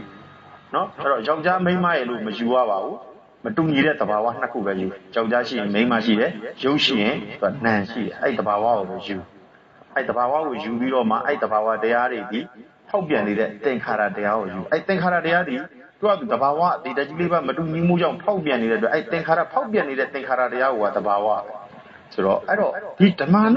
ုပဒနာဆိုတာကဒါကိုပြောတာဥစဉ်ပြောနေတာပုဂ္ဂိုလ်လည်းမပါဘူးတရားလည်းမပါဘူးဒီမတူညီတဲ့စัญญမဲ့သဘာဝကိုအခြေခံပြီးတော့ဖောက်ပြန်နေတဲ့သင်္ခါရတရားကိုဓမ္မလို့ခေါ်တယ်အဲ့တော့ဓမ္မနုပဒနာကိုတချို့တော်တော်များများစာဖတ်ကြတယ်လေ့လာကြတယ်နော်တော်တော်များများသဘောမပေါက်ဘူးဓမ္မနုပဒနာလို့ပြောတဲ့အချိန်မှာပုဂ္ဂိုလ်တော်ကပါမလာတော့ဘူးဓမ္မကိုပဲတက်တက်ခေါ်တာပုဂ္ဂိုလ်တော်ကမပါတော့ဘူးဦးတော်က950နိဗ္ဗာန်တော်တရားတို့သူကဟိုဟောတာမဟုတ်ဘူးနော်သူတို့ရဲ့ဇေယိုက်လက္ခဏာကိုကြည့်ပြီးတော့သူကဒီတုတ်တန်ကကြတော့ပုဂ္ဂိုလ်ဇေယိုက်ကိုကြည့်ပြီးတော့ဟောတာတဝုတရားကိုကြည့်ဟောတာဘိဓမ္မာကကြတော့ဒီဓမ္မအကုန်ဟောတာပုဂ္ဂိုလ်တော်ကပါမလာတော့ဘူးနော်အဲ့ဒါကိုကြည့်ပြီးတော့ဟောတဲ့အတွက်ဒီရဲ့ဓမ္မကိုကြည့်ပြီးတော့ဟောတဲ့အတွက်ကြိုက်တာရှိပါဦးဇင်းပြောချင်တာကမွေးတာရှိရင်သေတာရှိမယ်သူ့တဘာဝဘယ်မှပယ်လို့မရဘူးမွေးလာတဲ့မှန်သမျှသေဖို့တာထိုင်ဆောင်နေဘာလို့သူ့တဘာဝရှိနေပြီလားအဲ့ဒါကိုဖျားလည်းပယ်လို့မရဘူးယဟန္တာလည်းပယ်လို့မရဘူးပြစ္ဆုတ်ကဗုဒ္ဓလည်းပယ်လို့မရဘူးဥစဉ်လည်းပယ်လို့မရဘူးယောဂီသူတော်ကောင်းတွေလည်းပယ်လို့မရဘူးအဲ့ရှိတဲ့တရားအမှန်တရားအဲ့အမှန်တရားနဲ့ပဲနေခဲ့ကြတာအဲ့ဟာကြီးကိုဦးဇင်းတို့ကအမှန်တရားကြီးရှိပြီးတော့အမှန်တရားကိုမသိခဲ့ကြလို့ဦးဇင်းတို့အဲ့ပေါ်မှာတဏှာမာနဒိဋ္ဌိတွေဖြစ်ရတယ်ဟုတ်ပြီအဲ့တော့တဘာဝတော့ဟုတ်ပါပြီရှင်ဗျာအဲ့တော့တဘာဝကိုသိပြီးဦးဇင်းတို့ဘာလုပ်ရမလဲဖောင်ကူးပြီးရင်ဖောင်ပြန်ပေးရတဘာဝကိုသိတဲ့ဉာဏ်ကြံသေးတယ်အဲ့တဘာဝကိုသိတဲ့ဉာဏ်ဘယ်သူတော့အဲ့မှာလာပြီသိန်းဦးဆရာတော်ကြီးမေးနေကြဟာဒီနော်သိန်းဦးဆရာတော်ကြီးကဟောတယ်နော်သိန်းဦးဆရာတော်ကြီးဟောတဲ့ထဲမှာလည်းပါတယ်ဟိုကပိဋကတ်သုံးပုံထဲမှာလည်းပါပါတယ်နော်ဟုတ်ပြီဦးဇင်းနဲ့နားလည်အောင်ပြောပြမယ်သိန်းဦးဆရာတော်ကြီးရှင်းပြတဲ့ဟာလေးကိုဦးဇင်းနားလည်အောင်ရှင်းပြမယ်သိန်းဦးဆရာတော်ကြီးကဟောတဲ့တရားဒီနော်သမောတဲ့ကိုပင်လေတဲ့ကိုသွားတဲ့သမောခေါင်းနိုင်ပေါ်မှာတဲ့ငှက်ကလေးတစ်ကောင်နားနေတယ်တဲ့အဲ့ငှက်ကလေးကနော်ကန်းကိုလိုက်ရှာနေတယ်တဲ့နော်ကန်းကိုရှာဖို့ဆိုပြန်သွားတယ်ကမ်းမှာပင်လေသမုဒ္ဒရာတဲ့ဆိုတော့ကမ်းမတွေ့တော့ဆိုတော့မမြင်တော့ဒီသမောခေါင်းနိုင်လေးပဲပြန်နာတယ်ရောဂျာနေပြန်သွားပြန်ပြီသမောခေါင်းနိုင်လေးမတွေ့လို့ပြန်နာပြန်ပြီသမောခေါင်းနိုင်ပေါ်မှာအဲ့တော့ပြန်လိုက်နားလိုက်ဆိုတော့ဘာရှာနေတာလဲအဲ့ငှက်ကလေးက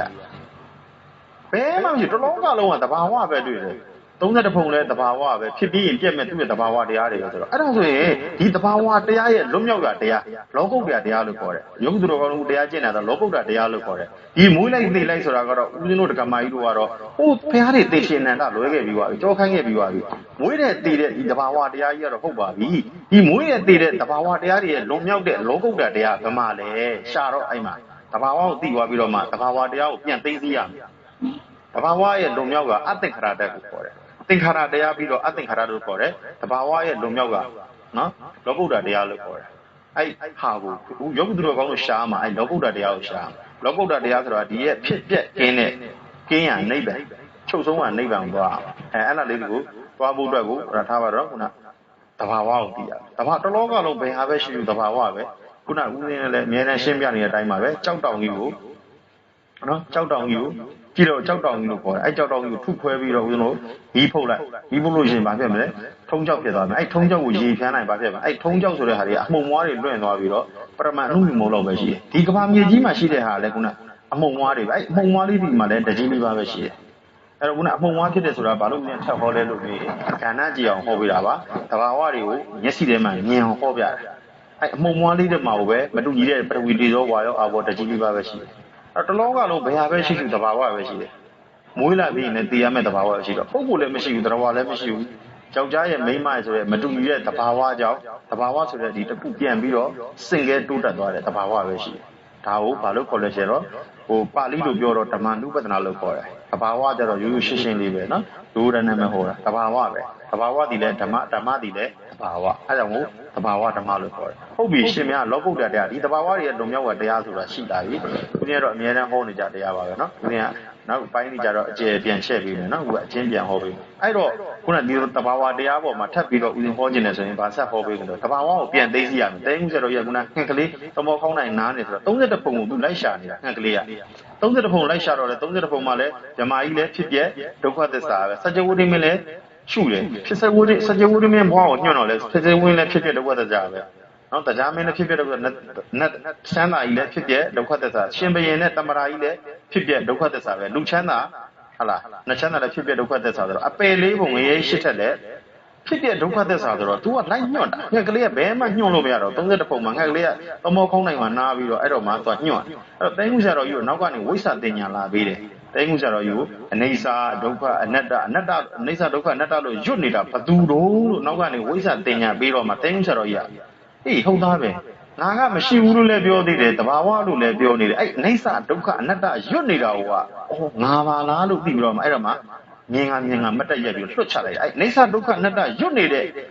တဲ့ဒီအတိလေးပါလွတ်ချလိုက်တော့မှဒင်းဆိုငြိမ်းသွားအဲ့တော့ထားတော့အဲ့ငြိမ်းတဲ့အငြိမ်းကိုဦးဇင်းတို့ကတခါမကြီးတို့လည်းမြင်တော့အောင်ပြန်တစ်ခါထပ်ပြပြနော်ဘယ်လိုထပ်ပြပေးမလဲဆိုတော့အဲ့တော့ဘယ်လိုပြမလဲဆိုတော့သူကတဘာဝပဲရှိတယ်ခုနတောထဲမှာရှိတဲ့ဒီတပင်တွေဒီတဘာဝကြောင့်ပေါက်တဲ့ပင်တွေဘယ်သူကပြက်စီးလဲဆိုရင်ဘယ်သူကြောင့်ပေါက်တယ်လို့မေးရင်တဘာဝကြောင့်ပဲပေါက်တယ်ရေရဲ့မြေရဲ့လေရဲ့မီးရဲ့ဆိုတော့ဒီတဘာဝအကြောင်းတရားတိုက်ဆိုင်မှာတောထဲအပင်ကပေါက်တယ်လို့ပြောပဲကျောမင်းတွေပေါက်တယ်တရက်ပင်တွေပေါက်တယ်နော်ထားပါတော့ဘယ်ပင်ပဲဖြစ်တောထဲအပင်ဒီတဘာဝကြောင့်ပေါက်တဘာဝကြောင့်ပေါက်တဲ့ပင်တွေကိုဘယ်သူကဖြက်စီးလဲဆိုရင်တဘာဝပဲဖြက်စီးတယ်ဘယ်တဘာဝလဲသူကတက်ရှိတဘာဝလည်းဖြက်စီးတယ်တတ်မဲ့တဘာဝလည်းဖြက်စီးတယ်တက်ရှိတဘာဝဆိုတာကကျွန်းပင်တွေခုတ်တယ်တက်ရှိတဘာဝဆိုတာဒီမှာလူတွေတားပင်တက်ပင်တွေကိုခုတ်တယ်ဆိုတော့အဲ့တော့တက်ရှိတဘာဝကိုတတ်မဲ့တဘာဝခုတ်တယ်တက်ရှိရဲ့လူတွေကိုတတ်မဲ့တဘာဝဆိုတော့ရေတွေကြီးတယ်ငလင်းတွေလှုပ်တယ်နော်မီးတောင်တွေပေါက်ကွဲတယ်ဆိုတာဒီတက်ရှိတဘာဝတွေကိုလည်းတတ်မဲ့တဘာဝတွေကဖြက်စီးတယ်နော်ဒီရဲ့တတ်မဲ့တဘာဝတွေကိုလည်းတက်ရှိတဘာဝလူတွေကခုတ်တယ်ဖြက်စီးတယ်ခုနကြောက်တွင်းမှာဖားခန့်မှာဆိုရင်ဒါတတ်မဲ့တဘာဝတွေကိုတက်ရှိတဘာဝတွေဖြက်စီးပြတာပဲရွှေတွင်းတွေတူးတယ်ကြောက်တွင်းတွေတူးတယ်ဗရမ ्या တွင်းတွေတူးတယ်အဲ့ဒါတပ်ပင်လေးဖြက်စီးတယ်ဆိုတာအဲ့ဒါအကုန်လုံးဟာတက်မဲ့တဘာဝတွေကိုတက်ရှိတဘာဝအင်းညမြင်ညာတော့သူလဲပတ်နေတဲ့သင်္ခါရရူပိတ်တဘာဝတရားကြီးပဲလောကကြီးမှာအဲ့တော့တဘာဝကြောင့်ပေါက်တဲ့ပင်ဒီတဘာဝကြောင့်ပဲပြက်တယ်ဓာကြီးလေးပါးကြောင့်ဖြစ်တဲ့ယုတ်ဒီလည်းဓာကြီးလေးပါးကြောင့်ပဲပြက်ဝိလာရမှန်သမျှသိရမြတ်စွာဘုရားကသစ္စာလေးပါးဟောတာတဲ့အိုနာတိဒုက္ခသစ္စာတဲ့အိုနာတိဒုက္ခသစ္စာတဲ့နော်ဘာတရားလဲလို့မေးရင်အိုနာတိတဲ့အိုရမတရားနာမတရားတရားမတရားတဲ့ဒုက္ခသစ္စာဒီအကျိုးတရားလားအကြောင်းတရားလားဆိုရင်တဲ့ဒုက္ခသစ္စာဒီတဲ့အကျိုးတရားတဲ့ဒုက္ခသစ္စာဒီတဲ့မြင်ရမယ့်တရားတဲ့သမုဒယသစ္စာဒီပယ်ရမယ့်တရားမေဃသစ္စာပွားများရမယ့်တရားနိရောဓသစ္စာစိုက်ရမယ့်တရားတဲ့ဆိုတော့ဒုက္ခသစ္စာဒီတဲ့အိုရာနာရာသိတာဒီဖရာယဟနာပိစိကဗုဒ္ဓလည်းပယ်လို့မရဘူးပုထုဇဉ်မဟုတ်လို့လည်းအိုနာတိဒုက္ခသစ္စာပယ်လို့မရဘူးအဲကြောင့်မို့အိုနာတိဒုက္ခသစ္စာဒီအကျိုးတရားတဲ့အိုရာတိနာရာဒီအမှန်တရားပါလားလို့မြင်လို့ပဲရတယ်ဒုက္ခသစ္စာဒီမြင်ရမယ့်တရားတဲ့အဲဒါလေးကိုလည်းချက်တည်ရမယ်သမုဒယသစ္စာဒီပယ်ရမယ့်တရားသမုဒယသစ္စာဘာနဲ့ပယ်မလဲဆိုရင်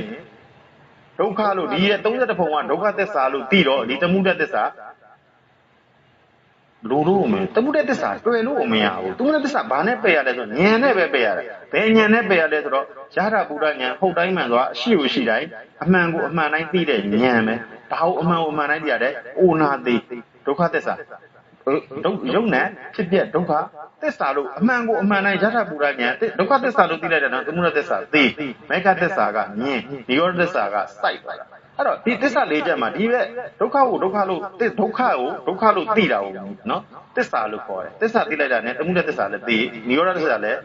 းမျက်မှောက်ပြုသွားအဲ့တော့နိရောဓနော်ဒီမဂ္ဂသစ္စာကပွားများမယ်တဲ့နိရောဓသစ္စာကစိုက်ရမယ်တရားဆိုတော့တခါတည်းသစ္စာ၄ချက်တစ်ကြိမ်နဲ့ရောက်သွားအဲ့တော့ဘယ်လိုရောက်မလဲလို့မျိုးအဲ့တော့ငါလည်းမရှိလားဆိုတော့လည်းငါလည်းမရှိဘူးငါလည်းလုံးလို့ရလားဆိုတော့လည်းငါလည်းလုံးလို့ရတာတခုမှမရှိဘာလို့ငါလုံးလို့ရလဲလည်းမရှိရဆိုတော့ငါဆိုတာကငကိုတဲ့သောတာပန်မှာတဲ့ငါပြုတ်သွားပြီငါမြဲအောင်လုပ်လို့ရတယ်ဆိုတော့လည်းငါမြဲအောင်လုပ်လို့မရဘူးနော်မြဲအောင်လုပ်လို့ရတာတခုမှမရှိဘူးပြက်တယ်ငါမရှိဘူးလားဆိုတော့လည်းသူကရှိတယ်အမြဲတမ်းဖြစ်ပြီးပြက်နေတဲ့ဒီသင်္ခါရသဘာဝတရားတွေကနေဖြစ်ပြီးပြက်နေတဲ့သူ့သဘာဝပဲသူ့လုပ်နေအဲ့ဒါလေးကိုလည်းနားလည်အောင်ပြောပြမယ်နည်းနည်းလေးကျေသွားမလားမသိဘူးနော်နည်းနည်းလေးထပ်ပြီးမကျေလို့မရဘူးရှင်းမှရမယ်ဒီရုပ်ဆိုတဲ့ဥပမာရုပ်ရဲ့နာမ်ရင်ရှိရဲ့သူ့သဘာဝကိုနည်းနည်းရှင်းပြမယ်ရုပ်ဆိုတဲ့သဘာဝအမြဲတမ်းပြက်နေတယ်နာမ်ရဲ့သဘာဝဆိုတော့တိတဲ့သဘောကအမြဲတမ်းဆက်မတိတဲ့ရုပ်ကအမြဲတမ်းဖောက်ပြန်တယ်ယူဘက်ခန္ဓာဖောက်ပြန်ပျက်စီးတတ်သောသဘောစုဖြစ်ပြမှုလို့ခေါ်တယ်ဒီရုပ်ကြီးကဦးဇင်းတို့တက္ကမကြီးတို့ယောဂီရုပ်ကြီးကမနဲ့မိုးလင်းကနေဟိုမွေးတဲ့ကနေတေးတဲ့အထိပြက်နေတာဒီရုပ်ကြီးကပြက်နေတာဟိုဒီရဲ့သမုဒယဆိုတဲ့ဒီကနံတိတဲ့နံတရားတွေတိတိစားထုတ်ပြီးတော့ဆက်နေတာဒီခန္ဓာကြီးကိုဆေးတွေတောက်ရတယ်ရေတွေတိုက်ရတယ်အစားတွေကျွေးရတယ်ဆောင်းတွေခြုံရတယ်ရက်တွေခတ်ရတယ်အမျိုးမျိုးဒီခန္ဓာဖောက်ပြန်နေတဲ့ရုပ်တရားကြီးကိုဒီရဲ့မတိတဲ့ရုပ်ကိုတိတဲ့နံတရားဆိုတဲ့ဒီသမုဒယသစ္စာကအတိတ်တိစားထုတ်ပြီးတယ်တိမတိတဲ့သဘောကရုပ်တိတဲ့သဘောကနံ အဲ့ရုပ်ရဲ့နာမ်ရဲ့ဆိုတဲ့မသိတဲ့ရုပ်ကိုသိတဲ့နာမ်ကဆက်ပြီးတော့ praise တဲ့သမုပ္ပတ်ဆိုတဲ့ဒီသင်္ခါရတရားတွေလဲခဲ့ကြတာဘုရားလည်းမဖန်ဆင်းဘူးဗြဟ္မာလည်းမဖန်ဆင်းဘူးဥစဉ်လည်းမဖန်ဆင်းဘူးယောဂီသူတော်ကောင်းတို့လည်းဗြဟ္မာကြီးကလည်းလာပြီးတော့ကယ်လို့မရဘုရားလည်းလာကယ်လို့မရသူ့ရဲ့တဘာဝအရှိတရားကိုမသိတာကိုအဝိဇ္ဇာလို့ခေါ်တယ်ဒါတွေကိုမသိလို့လဲနေတဲ့သင်္ခါရကိုတဏှာလို့ခေါ်တယ်ပြုတ်လုပ်လိုက်တာအခုငါသိမယ်ဆိုရင်ဘယ်ဟိုသွားမလဲငါဒီနေ့သိမယ်ဆိုတော့လည်းဘူးမှမသိဘူးငါဒါတွေလုံနေတယ်ဆိုတာကိုလည်းမသိဘူးငါသိရင်ဘယ်သွားမယ်ဆိုတာလည်းမသိအဲ့မသိချင်းနဲ့သိလို့မောဟနဲ့သိရင်တိလိစ္ဆာန်ဒေါသနဲ့သိရင်ငရဲလောဘနဲ့သိရင်ပိတ္တာမာနနဲ့သိရင်အတုတကယ်တဲ့အပယ်လေးကိုဘယ်သူကပို့တာလဲဆိုပြီးအဝိဇ္ဇာလက်ချက်မသိမှုကြောင့်ပုတ်တာဒီရဲ့ဒုက္ခကိုဒုက္ခမှန်မသိတာသမုဒယကိုသမုဒယမှန်မသိလို့သူတို့တဏှာမှာလဲခဲ့ကြတယ်အဲ့တော့ဒုက္ခဆိုတာဒီဘက်ခန္ဓာရဲ့သူကတဘာဝနှစ်ခုရှိတယ်ရုပ်ကပြတ်တဲ့သဘောရှိရင်သူကပြတ်တဲ့ဟာသဘောရှိရင်သူကစက်တဲ့သဘောရှိတယ်ပြတ်တဲ့ရုပ်ကလည်းဒီမှာအတိတ်တွေစားထိုးနေတယ်ဒီစက်တဲ့ရုပ်ကလည်းစက်ပြီးရင်ပြတ်သွားတယ်သူ့ရဲ့တဘာဝနှစ်ခုရှိတယ်ရုပ်ကပြတ်တဲ့ခါမှာနာမ်ကစက်အခုတော့ငါသိရင်အခုဘယ်သွားမလဲလုပ်တဲ့ချိန်မှာသူကဒီခန္ဓာကြီးကချုပ်သွားဒီခန္ဓာကြီးချုပ်သွားပြီးတော့ရုပ်ကသေသွားတဲ့ခါကျတော့သူအာယုံကဒီအာယုံကလွှတ်ရတော့မယ်ဆိုရင်သူဥပမာခြေလမ်းနှစ်လမ်းပေါ့နော်ဒီခြေထောက်ကလှမ်းရတော့မယ်ဆိုရင်နောက်တစ်လမ်းကိုလှမ်းရတော့နောက်လှမ်းကိုနောက်ထက်လှမ်းဖို့အတွက်ကိုအာယုံကယူတော့တာကိုသူဒီရဲ့ဝิญဉ်တပွဲတဲ့ပိုးလောက်လမ်းတပွဲပေါ့နော်ဒီအာယုံကနေနောက်တအာယုံသေချာပြီးဆိုတော့မှလွတ်တာဥပမာဒီအိမ်မှာမင်းတို့ဆင်းလို့ပြောလို့ရှိရင်ချက်ချင်းမဆင်းသေးဘူးငါတို့ဘယ်အိမ်ကိုသွားရမလဲဆိုတဲ့သူဥပမာဆိုကြပါစို့နော်ဘယ်အိမ်ကိုသွားရမလဲဆိုတဲ့အာယုံကိုညှို့ပြီးတော့မှလားသူကနောင်ဘွားကိုကူတာအဲ့လိုမျိုးကူတတ်တဲ့သဘောရှိအဲ့တော့ငါသိရင်ဘယ်သွားမလဲလုပ်တဲ့ချိန်မှာခုနသိန်းဦးဆရာတော်ကြီးသမောခုံးလိုက်မှာငှက်ကလေးနားသလိုမျိုးပဲငှက်ကလေးပြန်နေတယ်လို့မျိုးပဲအဲ့မှာသူက32ပုံကိုညွန့်နေတာအခုငါသိရင်ဘယ်သွားမလဲမေးတဲ့ချိန်မှာ32ပုံကအခုယုံနံဒုက္ခသစ္စာလို့သိတာအဲ့တော့ဒီခန္ဓာကြီးကလည်းအခုသိတော့မယ်ဆိုတော့သိတဲ့ချိန်မှာသူကနောင်တအာယုံကိုညွန့်ပြီအဲ့တော့ကိုညွန့်တဲ့ချိန်မှာကိုမှဒါနကုသိုလ်လုပ်ခဲ့ပြီလား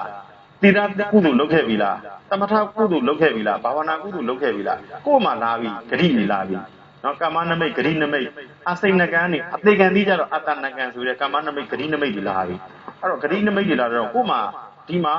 ဟိုဒီတရားတွေကျင့်ကြံအထုတ်တော့မှဒီတရားတွေသိတော့မှဒီအာယုံကညှို့လို့ရတယ်အဲ့တော့ညှို့လို့မရတဲ့ခါကျတော့ခုနပိဋ္ဌာလူတကယ်ဖြစ်ပြီးတော့နော်တစီတရေဖြစ်ပြီးတော့အဲ့မှာဝဉ္ဉဉ်ဆွဲပြီးတော့အဲ့မှာသေပြီးတော့ဥပါဒံကြောင့်ဘောသွားဖြစ်ကြတယ်အဲ့တော့ကျေသွားမှထားပါတော့အဲ့တော့ရုပ်ဆိုတဲ့သဘောကပြက်နာမ်ဆိုတဲ့သဘောကစက်ပြီးတော့ဒီခန္ဓာသေးတာနဲ့နောင်ဘဝကိုလုပ်ခဲ့တဲ့အကုသိုလ်ကမ္မနမိတ်တွေကုသိုလ်ကမ္မနမိတ်တွေတွားယူပြီးတော့ဘဝတွေလဲရတာပရိစ္ဆေသမုပ္ပါကအဲ့လိုလဲရတာဥပမာဦးစင်းပြောတာကြားပြီးရင်ဒီမှာမြင်တယ်အဲ့တော့ကြားတယ်ဆိုတဲ့ပြက်သွားပြီးတော့မြင်တယ်ဆိုတဲ့အာယုံဘက်ကိုကူးသွားတာဒီအာယုံရဲ့သဘောတွေကိုအယမ်းမြန်တယ်စိတ်ကမျက်စိလေးတစ်မိတ်မှာကိုရုပ်ကလေး9000နာမ်ကလေးသိပြက်နေတဲ့အတွက်ငါသည်မုတ်ချတေရမည်အချိန်ပိုင်းနာလူတော့ဒီအသိမဥခင်ညံဥအောင်တရားအားထုတ်ပါတော့မယ်သူကအသိမဥခင်ညံဥထားမှာကိုယ့်ရဲ့ထွက်ပေါက်ကိုမသိထားမှာခုနအရိယာတွေကလာရဂတိသိထားပြီးသားငါဆိုတာလည်းမရှိဘူးငါသိရင်ဘယ်သွားမယ်ဆိုတာလည်းသိထားပြီးသားလာရဂတိကိုသူတော်ကောင်းအရိယာတွေကယဟန္တာတို့ကသိထားပြီးသားငါသိရင်ဘယ်သွားမယ်ဆိုတာနော်အဲ့တော့မသိထားတဲ့ခါကျတော့ပုထုဇဉ်တွေသိတဲ့ခါကျတော့မောဟနဲ့သိတော့အပယ်လေးပုံငရဲရှစ်ထက်ကိုသွားအရိယာတွေကကြတော့ဒုက္ခသစ္စာကိုလည်းဒီခန္ဓာကြီးကဒုက္ခသစ္စာကိုလည်းသိခန္ဓာဒုက္ခသစ္စာကိုလည်းသိတယ်32ပုံရဲ့တဏှာဒုက္ခသစ္စာကိုလည်းသိတဲ့ချိန်ကဒုက္ခလွတ်မြောက်ကនិရောဓသစ္စာဆိုတဲ့နော်ဗာလဲလို့မေးရဟန္တာကြတော့ခုနဖလတ္တမပဲဖလဆိုတာမရှိတယ်တမဘက်ဆိုတာဝင်စားပြီးတော့မှဒီရဲ့အဲ့လောက်ဗာလဲလို့ပြောလို့ရှိရင်ဖလဆိုတာကမရှိတာတမဘက်ဆိုတာဝင်စားတာအဲ့လောက်ကိုနားလဲအောင်နောက်တစ်ခုထပ်ပြောမယ်ဆိုရင်ဝိဇ္ဇာအမှန်ကိုသိတာဒုက္ခဒီ32ပုံဒီဒုက္ခသစ္စာလို့သိတာအဲ့ဒါလဲအမှန်သိတော့လေအဲ့ဒါလည်းသိတာပဲ32ပုံရဲ့လွတ်မြောက်ကဒီនិရောဓသစ္စာလို့သိတာလေသူကဝိဇ္ဇာပဲအဲ့တော့အဲ့မရှိခြင်းသဘောကိုကြည့်ပြီးတော့မှညွှန်ထားလို့တော့သူဝိဇ္ဇာသင်္ခါရလို့ခေါ်တယ်မရှိတာကနိဗ္ဗာန်လို့တော့သိတာမရှိခြင်းသဘောဒီငြိမ်းတာကိုလည်းသောတာပန်သိထားပြီးသားမရှိခြင်းသဘောဒီအေးချမ်းတဲ့ယုံနဲ့ဒုက္ခခတ်သိမ်းချုပ်ရင်းကနိဗ္ဗာန်လို့သိပြီးတော့မှသိတာကဝိဇ္ဇာအဲ့မရှိခြင်းသဘောကိုညွှန်ထားတဲ့တော့မှသူသင်္ခါရလို့ခေါ်တယ်မသိဘဲနဲ့ညွှန်လို့မရဘူး32ပုံဒုက္ခသစ္စာလို့သိတာလဲဉာဏ်ပဲ32ပုံလုံးမြောက်ကនិရောဓသစ္စာလို့သိတာလဲဉာဏ်ပဲဒီအာယုံကဟုတ်ပြီအဲ့တော့ဦးဇင်းကပြောမယ်ဝိညာဉ်ရဲ့အလုပ်သူကအဲကြောင့်မို့နိဗ္ဗာန်ဒီဉာဏ်အလုပ်လို့ခေါ်တာနိဗ္ဗာန်ဒီစိတ်အလုပ်အဲ့တော့ဒီယုံကြည်ကဘာမှမသိဘူးယုံကြည်ကသိသွားပြီဒီအာယုံသိပြီးရင်နောက်ဘဝကိုသွားညှို့ပြီးတော့ဘဝတွေသွားဖြစ်တယ်အဲ့တော့ဦးဇင်းကဒါကိုသိတဲ့အတွက်ဒီကောင်လေးကိုကွန်ထရိုးလုပ်ရတယ်တမာဒိဋ္ဌိပြီးတော့မှတမာသင်္ကပ္ပလုပ်ရတယ်တမာသင်္ကပ္ပဆိုတာတမာဒိဋ္ဌိဆိုတာကလုံးမြောက်ကသွားနိဗ္ဗာန်ကိုသိထားပြီးတော့မှတမန်သင်္ကပ္ပဝိသသင်္ခါရနဲ့သွားညှို့ပြီးတော့ဖလတ္တမဘက်ဝင်လာပြီးတော့ဒီဘောမှာနောင်ဘဝကိုအာယုံမယူတော့ဘဲနဲ့သွားချုပ်ပြီးတော့အဲ့မှာချက်ချပြတယ် နိဗ္ဗာန်မှာဝါဒတာသွားလို့မရအောင်မသိဘဲနဲ့ဘာမှလုပ်လို့မရအောင်ဘာမှမရှိဘူးဘာမှမသိတဲ့သဘောမဟုတ်ဘူးသိလဲရှိတယ်ဘာလို့မရှိတာလဲလို့မေးအဲ့မရှိတာကိုသိတဲ့အခါပဲမရှိတာကိုသိနေမရှိတဲ့သဘောသိရတယ်မသိဘဲနဲ့လည်းမရအဲ့တော့ဥစဉ်တရားဒီငါဒီဘက်ယောက်ျားမိန်းမကိုပယ်လိုက်တာမဟုတ်သူကမရှိခြင်းသဘောတွေကိုငါပြောပဲခေါ်လာလို့ခန္ဓာကိုခေါ်လိုက်တာရုပ်မှလည်းငါဆိုတာမရှိဘူးဒီစိတ်ဆိုတာလည်းဖြစ်ပြီးပြက်နေတဲ့အတွက်ငါမပိုင်ဘူးအဲ့သင်္ခါရတရားတွေလည်းငါမပိုင်ဘူးဖြစ်ပြီးပြက်နေတဲ့သူတဘာဝပဲအဲ့တဘာဝတရားတွေဒီငါသဘောလားသူသဘောလားတပ်ပေဓမ္မတဘာဝဒီဓမ္မပဲအတပ်ပေဓမ္မကိုတဘာနဲ့ပိုင်ရလဲအနတ္တနဲ့ပြန်ပိုင်ရတယ်တပ်ပေဓမ္မအနတ္တနဲ့ပြန်သိသိရတယ်တခါတည်းအဲ့တော့ဘယ်လိုပြန်သိသိမလဲဆိုတော့ဟုတ်ပြီဒီခန္ဓာကြီးမှာခြေပြားနဲ့ခေါင်းဆုံးငါဆိုတာရှာကြည့်တော့ရှိတာဆိုတော့လေမရှိဘူးငါလုပ်လို့ရတာရှိတာဆိုတော့လေငါလုပ်လို့ရတာမရှိဘူးအဲ့တော့မြတ်စွာဘုရားဟောတာအရှုဉဏ်ကအနတ္တအရှုဉဏ်ဒီခန္ဓာကြီးကအတ္တဖြစ်တယ်အရှုဉဏ်နဲ့ရှုဉဏ်နဲ့ကိုက်ရင်နိဗ္ဗာန်နဲ့ရုပ်တွေရဲ့သဘာဝနာမ်တွေရဲ့သဘာဝတရားကိုသဘာဝတိုင်းသိရင်နိဗ္ဗာန်ဒီခန္ဓာကြီးတစ်ခုလုံးတုံညာဆိုင်အောင်ရှုနိုင်ရင်နိဗ္ဗာန်အဲ့တော့တုံညာဆိုင်သွားတာအဲ့တော့ရှင်များတို့ယဟန်ကိစ္စပြီးသွားပြီလားတဲ့နော်ရှင်များကျင့်ကြကိစ္စပြီးသွားပြီလားလို့မေးတာအဲ့တော့ဘယ်ဟာကိုကျင့်လဲလို့မေးဒီခန္ဓာမှာရှုပလိုက်တဲ့ခါတော့တစ်ခုချင်းပဲပွာပလိုက်တာရုပ်ကိုပယ်တယ်စိတ်ကိုပယ်တယ်သင်္ခါရတရားကိုပယ်တယ်သဘာဝတရားကိုပယ်တယ်အဲ့တော့၄ခုပယ်လိုက်တော့မှမ၄ပါးဖု၄ပါးလို့ခေါ်တယ်ဝိဇ္ဇာပုံ၄ချက်လို့လည်းခေါ်တယ်အခါတည်းအပြီးဖြတ်ပလိုက်တာဟုတ်ပြီဘယ်လိုဖြတ်မလဲလို့မေးတော့အခုငါဆိုတာရှိတာမေးတော့ခန္ဓာမှာငါဆိုတာရှာလို့မတွေ့ဘူးရုပ်ကလည်းအနတ္တပဲစိတ်ကလည်းအနတ္တပဲသင်္ခါရတရားကလည်းအနတ္တသဘာဝတရားတည်လည်းအနတ္တပဲဆိုတော့ဒီ၄ချက်ကဒီအနတ္တချင်းကတော့တူတယ်ဒီအရှုခံနေမတူဘူးအရှုခံသဘာဝနေမတူဘူးအဲ့တော့ငါဆိုတာရှိတာဆိုတော့ငါဆိုတာမရှိဘူးသဘာဝကြောင့်ပေါက်တဲ့ပင်ဒီလေသဘာဝကြောင့်ပဲပြက်ဓာကြီး၄ပါးကြောင့်ဖြစ်တဲ့ဒီရုပ်ဒီလေဓာကြီး၄ပါးကြောင့်ပဲပြက်အဲ့ဖြစ်ပြီးပြက်နေတဲ့အိုနာတိဒုက္ခသစ္စာဒီလေမြင်ရမယ်တရားဆိုတော့လေသွားကြိုက်အဲ့တော့ငါဆိုတာရှိတာဆိုတော့လေငါဆိုတာမရှိဘူးငါလုပ်လို့ရတာရှိတာဆိုတော့လေငါလုပ်လို့ရတ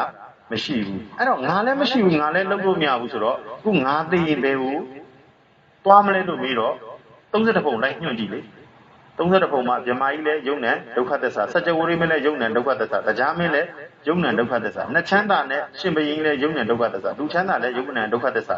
30ပုံလည်းယုံနံဒုက္ခသစ္စာဆိုတော့တဲရင်ကူကအဲ့မှာငါသိရင်ပဲသွားမလဲလို့လုပ်တဲ့ချိန်မှာတဲငူဆရာတော်ကြီးဥက္ကဋ္ဌကငှက်ကလေးအခုသမောခေါင်းနိုင်ကနေကန်းကိုလိုက်ရှာတာ30ပုံကိုလိုက်ရှာတာ30ပုံကအကုန်ယုံနံဒုက္ခသစ္စာတွေပဲလို့ပြီးတော့ဒီအာယုမှာပဲပြန်ကြအာယုမှာပဲငှက်ကလေးကပြန်ကြပြီးတော့မှနေဆာဒုက္ခအနတ္တရွတ်နေတာဘယ်သူတုံးလို့ပြီးတော့မှဟောနေဆာဒုက္ခအနတ္တရွတ်နေတာကငါပါလားလို့ပြီးတော့မှတင်းဆိုတော့မြင်ကရက်သွားပြီးတော့ရှုနေတဲ့စိတ်လေးပါလွှတ်ချလိုက်တော့မှအနတ္တစိုက်အဲ့တော့ဘယ်လိုစိုက်မလဲဆိုတော့ယောဂီသူတော်ကောင်းကျတော့ဘယ်လိုစိုက်မလဲအဲ့တော့ငါလည်းမရှိဘူးငါလည်းလုံးလို့မရဘူးခုငါသိရင်ပဲသွားမလို့30ပုံဆိုတာအခုရှာကြည့်တဲမှုဆရာတော်ကြီးလိုပဲငှက်လေးသမောခေါင်းနိုင်ပေါ်မှာပြန်နေတယ်လို့မျိုးပဲပင်လည်းပြန်နေပြီးအခေါင်းနဲ့ပြန်နားနေလို့ပဲအဲ့တော့တဘာဝကြောင့်ပေါက်တဲ့ပင်လည်းတဘာဝကြောင့်ပဲပြက်တယ်ဒီတကြီးလေးပါးကြောင့်ဖြစ်တဲ့ဒီယုတ်ဒီလည်းတကြီးလေးပါးကြောင့်ပဲပြက်တယ်ငါဆိုတာမရှိဘူးငါလည်းမရှိဘူးတဲ့ငါလည်းလုံးလို့မရဘူးဆိုတော့အခုငါသိရင်ဘယ်ကိုသွားမလဲလို့တော့ဒီမှာအာယုံကညှို့နေပြီဒီခန္ဓာကြီးကသေရတော့မှာအာယုံရဲ့သဘောဒီတာအာယုံပြီးနောက်တအာယုံညှို့တော့30ပုံကဒုက္ခသစ္စာလို့သိတော့ဒီအာယုံက30ပုံညှို့လို့မရဘူးအဲ့30ပုံလုံးမြောက်ကဘာလဲလို့မေးနိရောဓသစ္စာဩဒီဒုက္ခသစ္စာချုပ်ငင်းရနိဗ္ဗာန်မှာလားဒုက္ခသစ္စာချုပ်ငင်းရနိရောဓသစ္စာဘာလို့သိတဲ့ဟာလဲဉာဏ်ပဲ30ပုံဒီဖြစ်ပြီးပြည့်နေတဲ့ဒုက္ခသစ္စာလို့သိတာလဲဉာဏ်ပဲအဲ့မှာနိဗ္ဗာန်ဒီဉာဏ်ပဲလာပြီနော်ဒီ30ပုံရဲ့လုံးမြောက်ကနိရောဓသစ္စာလို့သိတာလဲဉာဏ်ပဲငါလည်းမရှိဘူးငါလည်းလုံးလို့မရဘူးဆိုတော့ငါသိရင်ပဲကိုငါဆိုတာရှိလို့လားငါလုံးလို့ရတာလေရှိလားကောက်ပြန်ပြီတဘာဝကြောင့်ပေါက်တဲ့ပင်ကြီးတဘာဝကြောင့်ပဲပြတ်မှာဓာကြီးလေးပါးကြောင့်ဖြစ်တဲ့ရုပ်ကြီးလည်းဓာကြီးလေးပါးပဲပြတ်မှာဖြစ်ပြီးပြတ်နေတဲ့သင်္ခါရတရားကတဘာဝပဲမွေးလာမှန်သမျှတေးမှာဆိုတော့ငါလည်းမရှိဘူးငါလည်းလုံးလို့မရဆိုတော့ငါသိရင်ပဲကိုငါဆိုတာမှမရှိတာငါသိရင်ပဲကိုသွားเสียနောင်ခန္ဓာမလာတာနိဗ္ဗာန်ဒုက္ခခတ်သိမ်းချုပ်ငင်းရနိဗ္ဗာန်အဲ့တော့ငါဆိုတာဗမာလဲလို့လုံနေတာကအဲ့မှာငါဖြစ်နေတာဒီအရှုဉဏ်ကအနတ္တပါလို့ပြောတော့မှဒီအရှုခံဒီခန္ဓာကြီးကငါဆိုတာဒီစိတ်ကြီးကငါစိတ်ကြီးနဲ့ငါဆိုတာငကိုတဲ့သောတပန်နဲ့မရှိပါဘူးလို့ပြောတော့မှငါဆိုတာမထွက်လာသေးတယ်ဒိဋ္ဌိကထွက်လာသေးတယ်ငါသိရင်ဘယ်သွားမလဲလုံနေငကိုတဲ့ငါလည်းမရှိဘူးငါလုံလို့ရတာလည်းမရှိဘူးငါလည်းမရှိဘူးငါလည်းလုံလို့မရဘူးဆိုတော့ငါသိရင်ဘယ်ကိုအဲ့တော့မှရှုဉဏ်ကလည်းအနတ္တဒီစိတ်ကလေးကလည်းဩတဘာဝကြောင့်ဖြစ်တဲ့ဓာကြီးလေးပါးဒီတဘာဝကြောင့်ပြည့်မှာလားလို့ပြီးတော့မှဒီမှာလည်းဒီအရှုဉဏ်လေးကလည်းအနတ္တဒီအရှုခံလေးကလည်းအနတ္တနဲ့ဖြစ်ပြတဲ့မနဲ့ကြိုက်တာကိုနိဗ္ဗာန်လို့ခေါ်တယ်အရှုဉဏ်ကအနတ္တအရှုခံဒီခန္ဓာကြီးကဘယ်သွားမလဲလုံနေတာကအတ္တဖြစ်တယ်အဲ့မှာငါစိတ်ဖြစ်နေတာ ငါလည်းမရှိဘူးငါလည်းလုံးလို့မရဘူးဆိုတော့ငါသိရင်ဘယ်ကိုငါ့ကိုမရှိတော့ငါသိကြလည်းမရှိတော့ငါလည်းမရှိတဲ့အတွက်ငါအတ္တလည်းမရှိတဲ့အတွက်ငါသွားစရာမရှိရနောင်ခန္ဓာမလာတာကိုနိဗ္ဗာန်နောင်ခန္ဓာမရှိတော့ဒုက္ခခတ်သိချုပ်ခြင်းရနိဗ္ဗာန်ပါလားလို့သိတာအဲ့တော့အရှုခံသည်အရှုဉဏ်သည်အနတ္တအရှုခံဒီခန္ဓာဒီစိတ်ကလေးကလည်းဟောငါလည်းမရှိတော့ငါလည်းလုံးလို့မရဘူးဆိုတော့မြင်ကရက်ပြီးတော့မှရှုခံနဲ့ရှုဉဏ်နဲ့ကြိုက်တာနိဗ္ဗာန်ရုပ်တည်းရဲ့တဘာဝနာမ်ရဲ့တဘာဝရုပ်တည်းတဘာဝလည်းဖြစ်ပြီးရင်ပြက်နာမ်ရဲ့တဘာဝလည်းဖြစ်ပြီးရင်ပြက်ရုပ်တည်းရဲ့တဘာဝနာမ်ရဲ့တဘာဝတရားကိုတဘာဝတိုင်းသိတာနိဗ္ဗာန်ဒီခန္ဓာကြီးတစ်ခုလုံးတုံများဆိုင်အောင်ရှုတာနိဗ္ဗာန်ဆိုတော့ဟာငါလည်းမရှိဘူးငါလည်းလုံးလို့မရဆိုတော့ငါသွားကြလည်းမရှိတော့ဒီမှာလည်းတုံညတ်တက်လည်းစိုက်သွားပြီးတော့သွားကြမရှိတော့အဲ့တော့ဒုက္ခဉာဏ်နိဗ္ဗာန်ရဲ့မက္ကလန်းကိုနှစ်မျိုးပြန်ပိုက်မယ်တတိယကြတော့ဒီမှာ32ပုံဒီတတိပေါ့နော်တတိယတော့ဒီမှာရက်နေနော်32ပုံဒီဒုက္ခသစ္စာလို့ဒီမှာသိလိုက်တဲ့အချိန်မှာဒီမှာဒုက္ခသစ္စာလို့သိတာဒီဉာဏ်သိလိုက်တဲ့အချိန်မှာဒီကောင်ပြက်ကြသွားဒီကောင်တတိနဲ့ပယ်တာမဟုတ်ဘူးအဲ့ချိန်မှာတတိနဲ့ပယ်လို့မရဘူးဒုက္ခသစ္စာကိုဒုက္ခသစ္စာလို့ကိုသိမှရတယ်32ပုံမျိုးတတိနဲ့သွားထားလို့မရဘူး32ပုံရဲ့ယုံ nant တွေရဲ့ဖြစ်ပြီးပြက်နေတဲ့သင်္ခါရသစ္စာတရားကိုသိတော့မှဓမ္မကိုသိတော့မှဒီရဲ့သိတဲ့ဉာဏ်ကဖြတ်ချတယ်ဒုက္ခသစ္စာလို့သိတဲ့ချိန်မှာ तू အာယုံကယူလို့မရဘူးဘယ်ပုံပဲရောက်ဒါတွေကဖြစ်ပြီးရင်ပြက်မှာပါလားလို့သိတာလေဉာဏ်ဒီ32ပုံရဲ့လွတ်မြောက်ကနော်ကင်းရချုပ်ရသိတာလေနိဗ္ဗာန်ဒီဒုက္ခသစ္စာရဲ့ငြိမ်းရအောင်လွတ်မြောက်အောင်သိတာလေသိတာအဲ့ဒါလည်းသိတာပဲဒုက္ခလွတ်မြောက်ကនិရောဓသစ္စာလို့လည်းသိတာဉာဏ်ပဲဉာဏ်ဒီမက္ကတိနှလုံးလောက်တာအမှားကိုလည်းသိတယ်အမှန်ကိုလည်းသိတယ်အဲ့နှစ်ခုလုံးပိုင်းခြားသိတာဉာဏ်အာယုံရဲ့သဘောကိုနည်းနည်းထက်ရှင်းမယ်ဆိုရင်အာယုံဒီထင်ရှားရအောင်ပဲညွှန်ဘယ်လိုထင်ရှားရအောင်ညွှန်လဲဆိုတော့လူတွေချမ်းသာတာနဲ့ဆင်းရဲတာဘယ်ဟာလိုချင်လဲဆိုရင်ချမ်းသာတာကိုပဲလိုချင်တယ်အဲ့တော့ဒုက္ခ32ပုံပြီးဒုက္ခသစ္စာလို့သိတဲ့အတွက်ဒီကောင်ကသိတဲ့အတွက်ကိုအာယုံကယူကြမလို့ပယ်သွားတာဖျောင်းနိုင်လို့ပဲမိကွက်လိုပဲပေါ့နော်အမှောင်ကိုတော့မိကွက်ထုံးလိုက်တာနဲ့အမှောင်ကိုခွင်းပြီးတော့အလင်းကိုရောက်သွားတယ်ဒုက္ခသစ္စာကိုသိလိုက်တာနဲ့និရောဓသစ္စာကိုမျက်မှောက်ထားတဲ့ပြုသွားအဲ့ဒါနှစ်ခုလုံးကဉာဏ်နေပြီပဲဒုက္ခသစ္စာလို့သိတဲ့အတွက်အာယုံကယူရမလို့အဲ့မဲ့ကိလေသာတဏှာကထားလို့မရဘာလို့ထားလို့မရလဲဆိုတော့ဒုက္ခသစ္စာကိုဒုက္ခသစ္စာလို့သိတဲ့ဉာဏ်ကတော့အာယုံယူလို့မရတော့ဘူးဒုက္ခသစ္စာនិရောဓသစ္စာနောင်ခန္ဓာမလာတာနိဗ္ဗာန်လို့ဒီမှာသိတဲ့အတွက်အဲ့ဒီအာယုံကအဲ့ဒီဘက်ဒီအထင်ရှားတဲ့နေရာကိုညွှန်အာယုံရဲ့သဘောတည်သူကဝိညာဏံဒီအကောင်းဆုံးအမှားမှန်ကိုပိုင်းခြားသိတဲ့ဝိညာဏံဒီသူကဉာဏ်နဲ့ပဲပယ်လို့ရတယ်ဒီအာယုံကကြတော့ခုနဦးဇင်းပြောတာတူတူလေးဆိုရင်ဘေးနားမှာယောဂီတို့ကောင်းလို့ရှိမှစုဉာဏ်နဲ့အတန်လာဖွင့်လို့ရှိရင်ဒီအာယုံကမလာတော့အာယုံဆိုတာကထင်ရှားတာကိုညွှန်အဲ့တော့32ပုံကဒုက္ခသစ္စာ32ပုံရဲ့လွတ်မြောက်ကនិရောဓသစ္စာလို့သိတဲ့ချိန်မှာဒီရဲ့ဝိညာဏံဆိုတဲ့တိတိသမောဝိညာဏံရဲ့သိမှုသဘောကထင်ရှားတဲ့နိဗ္ဗာန်ကိုပဲညွှန်တော့တာအဲ့ကောင်လေးကိုညွှန်ပြီးတော့နော်ဟိုညွှန်ပြီးတော့လုပ်တဲ့ဟာကိုនិရောဓတမဘတ်လို့လည်းခေါ်တယ်နိဆိုတာမရှိရတမဘတ်ဆိုတာဝင်စားနေတာမရှိခြင်းသဘောလေးကိုဝင်စားနေတာနားလည်အောင်ပြောရတော့ဝိဇ္ဇာအမှန်ကိုမရှိခြင်းသဘောတည်းနိဗ္ဗာန်လို့သိတာဝိဇ္ဇာအဲ့လားလေးကိုညွှန်ထားတာကသင်္ခါရဝိဇ္ဇာသင်္ခါရနဲ့တွားပြီးတော့ဘုရားရဟန္တာတိစိကဗုဒ္ဓကဒီစိတ်နဲ့အဲ့ဒီမှာချုပ်အဲ့တော့ဘာမှမရှိဘူးဘာမှမသိဘူးနဲ့နိဗ္ဗာန်မရောက်ပါဘူးဘာမှမသိရင်တော့ဘယ်မှမရောက်ပါဘူးဘယ်မှမရောက်ဘူးနဲ့ပိတ်တာပဲသိကြတယ်နော်အဲ့တော့ဦးဇင်းပြောချင်တာကဝိဇ္ဇာနော်နိဗ္ဗာန်ဒီဉာဏ်လမ်းမှာဝိပဿနာဒီဉာဏ်လမ်းမှာသစ္စာနော်အဲ့တော့ထိုင်နိုင်တာလည်းတရားမဟုတ်ပါဘူးချမ်းသာတာလည်းတရားမဟုတ်ပါဘူးအမှန်တရားပါလို့ဦးဇင်းကဒီနေ့ဒါလေးကိုလည်းချပြကြတယ်နော်အမှန်တရားကိုရှာသစ္စာတရားကိုရှာတာဦးဇင်းတို့တန်တရားလဲခဲ့တာကိုသိရတယ်တန်တရားမှာဒီရဲ့ရုပ်ကဖောက်ပြန်ပြီးတော့နာမ်ခံစားတယ်အဲ့တော့ရုပ်ကပြက်သမျှကိုနာမ်ကလိုက်ဆက်ပြီးတော့ဒီမတူညီတဲ့သဘာဝနှစ်ခုကပြိဿသမုပ္ပါတန်တရားမှာလဲခဲ့တာဖခင်လည်းမဖန်ဆင်းဘူးမြမလည်းမဖန်ဆင်းဘူးဦးဇင်းလည်းမဖန်ဆင်းဘူးယောဂီတို့တော်ကောင်းတို့တရားဓမ္မတို့ကိုယ့်ရုပ်ရဲ့သဘာဝနာမ်ရဲ့သဘာဝကိုသိဖို့လိုတာဒီရုပ်တည်းရဲ့သဘာဝလည်းဖြစ်ပြီးရင်ပြတ်မှာအဲ့တော့ဒီရုပ်ကြီးကပြတ်ပါလေလို့သူတောင်းကြမလို့တော့သူပြတ်မှာအဲ့ပြတ်တဲ့အချိန်ကျရင်ဒီအိမ်ကြီးကိုတဏှာအိမ်ဟိုမြတ်စွာဘုရားတော့တဏှာလက်သမားကိုတစ်ခါတည်းတိသွားတာထပ်မဆောက်တော့တာနောက်တဲ့အိမ်ကိုထပ်မဆောက်တော့တာဒီတရားဒီအကြောင်းတက်တရားလားအကျုတက်တရားလားပြင်အကြောင်းတက်တရားပါဒီအိုနာတိဒုက္ခသစ္စာကိုပယ်တာမဟုတ်ဘူးအိုနာတိဒုက္ခသစ္စာတွေကိုပြန်လိုချင်တဲ့သမုဒယတဏှာကိုတတ်တာဒီအိုနာတိဒုက္ခသစ္စာဘုရားလည်းအိုရာနာရာသိတာဘုရားလည်းပယ်လို့မရအောင်ယောဂီတို့ကောင်းတို့လည်းအိုနာသေးပဲတေမာကြောက်တဲ့လူလည်းအိုနာသေးပဲတေမာမကြောက်တဲ့ဘုရားယဟန္တာလည်းအိုနာသေးပဲအဲ့တော့ဒီယုံ nant ဒုက္ခ32ပုံယုံ nant ဒုက္ခသစ္စာလို့သိလိုက်တဲ့နဲ့ဒီတမှုတ္တသစ္စာသိသွားတာဒုက္ခသစ္စာဒီတဲ့မြင်ရမယ်တရားတဲ့32ပုံဒီယုံ nant တွေပဲမှတ်လို့ယုံ nant တွေပဲဖြစ်ပြီးပြည့်နေတဲ့အတွက်သူဒုက္ခသစ္စာလို့သိလိုက်တာနဲ့ဒီတမှုတ္တသိသွားပြီးတော့အာယုံကယူလို့မရတော့ဘူးနော်သိတာကမက္ခသစ္စာနောင်ခန္ဓာမလာတာនិရောဓသစ္စာအဲ့တော့မှသစ္စာ၄ချက်လည်းတပြိုင်တည်းဖြစ်သွားပြီးတော့အာယုံကမရှိခြင်းသဘောလေးမှညွန့်ပြီးတော့မှ32ပုံကိုမယူတော့တာအဲ့ဒါကိုကိလေသာသေတယ်လို့ခေါ်တာမစားမတော့ဖဲနဲ့မအိပ်ဖဲနဲ့နေတာကိုသေတာမဟုတ်ဘူးဒီဟာကြီးကသူ့ရဲ့သဘာဝကြီးပဲ မွေးလာတာဖြစ်လာတာမှသူကမွေးလာတာမှန်တယ်များသေတာသူ့တဘာဝပဲကံစိတ်ဥရုအာဟာရဒီဥရုကြီးကိုနော်ဥရုဆိုတဲ့ဟာကြီးကိုမှီပြီးတော့အာဟာရတွေစားဒီဥရုဆိုတဲ့ဒီခန္ဓာကြီးကိုမှီပြီးအာဟာရဆိုတဲ့စွန်းနေစားရတယ်ရေတွေတောက်ရတယ်တတိတွေစားရတယ်ဆိုတော့သူ့ရဲ့တဘာဝကံစိတ်ဥရုကသူ့ရဲ့ rotate လည်းပဲနေတဲ့တဘာဝတစ်ခုပဲအဲ့တဘာဝတရားကြီးဆိုတာလည်းအဲ့လိုမျိုးမွေးပြီးသေတဲ့သူ့ရဲ့ဖြစ်ပြနေတဲ့သင်္ခါရနိယမတရားပဲအဲ့ဒီတရားကိုသိတာကိုသူကလောကုတ္တရာတရားလို့ခေါ်တယ်သူကစัจ java 1000လဲခုနတသိန်းလဲနေလို့ရတယ်တသန်းလဲနေလို့ရတယ်ဒါပဲနဲ့အဲ့ညာတွေအကုန်လုံးကိုထည့်မြတ်တာကအဆုံးမရှိတာတော့လောကုတ္တရာတရားပဲလောကုတ္တရာတရားတော့စัจ java တသိန်းရမှာကဏ္ဍတွေရှိသူကနံပါတ်တွေရှိသေးတယ်စัจ java တော့မှစัจ java အနန္တတောင်ချမ်းသာရင်ချမ်းသာတယ်ဒါပဲနဲ့ဒီနိဗ္ဗာန်ချမ်းသာကြတော့သူကအဆုံးစားမရှိတော့ဘူးတခါတည်းထောက်ရချမ်းသာပါငြိမ်းသွားတာစัจ java အနန္တဆိုရင်တော့မှပဲသူကကဏ္ဍတွေရှိနေအောင်မှာနော်စัจ java အနန္တတော့မှကဏ္ဍရှိနေမှာအဲ့တော့ဒီရဲ့ဒီယုံနဲ့ဒုက္ခသစ္စာတဏှာချုပ်တာနဲ့ဒုက္ခငြိမ်းသွားတယ်သူပြန်မဖြစ်တော့ဘူးတဘာဝရဲ့လွန်မြောက်သွားတဲ့အတွက်ကိုသူ့လောကုတ္တတရားလို့ခေါ်တယ်ဒီဖြစ်တဲ့ပြက်တဲ့တဘာဝတရားကြီးနဲ့လွန်မြောက်သွားတာသူကဖြစ်เสียအောင်မရှိတော့ဘူးအဲ့တော့ဒီပြက်တတ်တဲ့ခန္ဓာကြီးကိုပြန်မညွန့်တဲ့အတွက်ဒီပြက်တတ်တဲ့ခန္ဓာကြီးပြန်မလာတဲ့အတွက်သူ့ဒုက္ခလူတွေတော်တော်များများခုနဦးဇင်းပြောသလိုပေါ့လူတွေတော်တော်များများချမ်းသာခြင်းနဲ့ပဲပြောနေကြတာလေလူချမ်းသာနဲ့ချမ်းသာဖြစ်ခြင်းနဲ့ပဲပြောနေတာဘာလို့ချမ်းသာခြင်းလဲလို့မေးရင်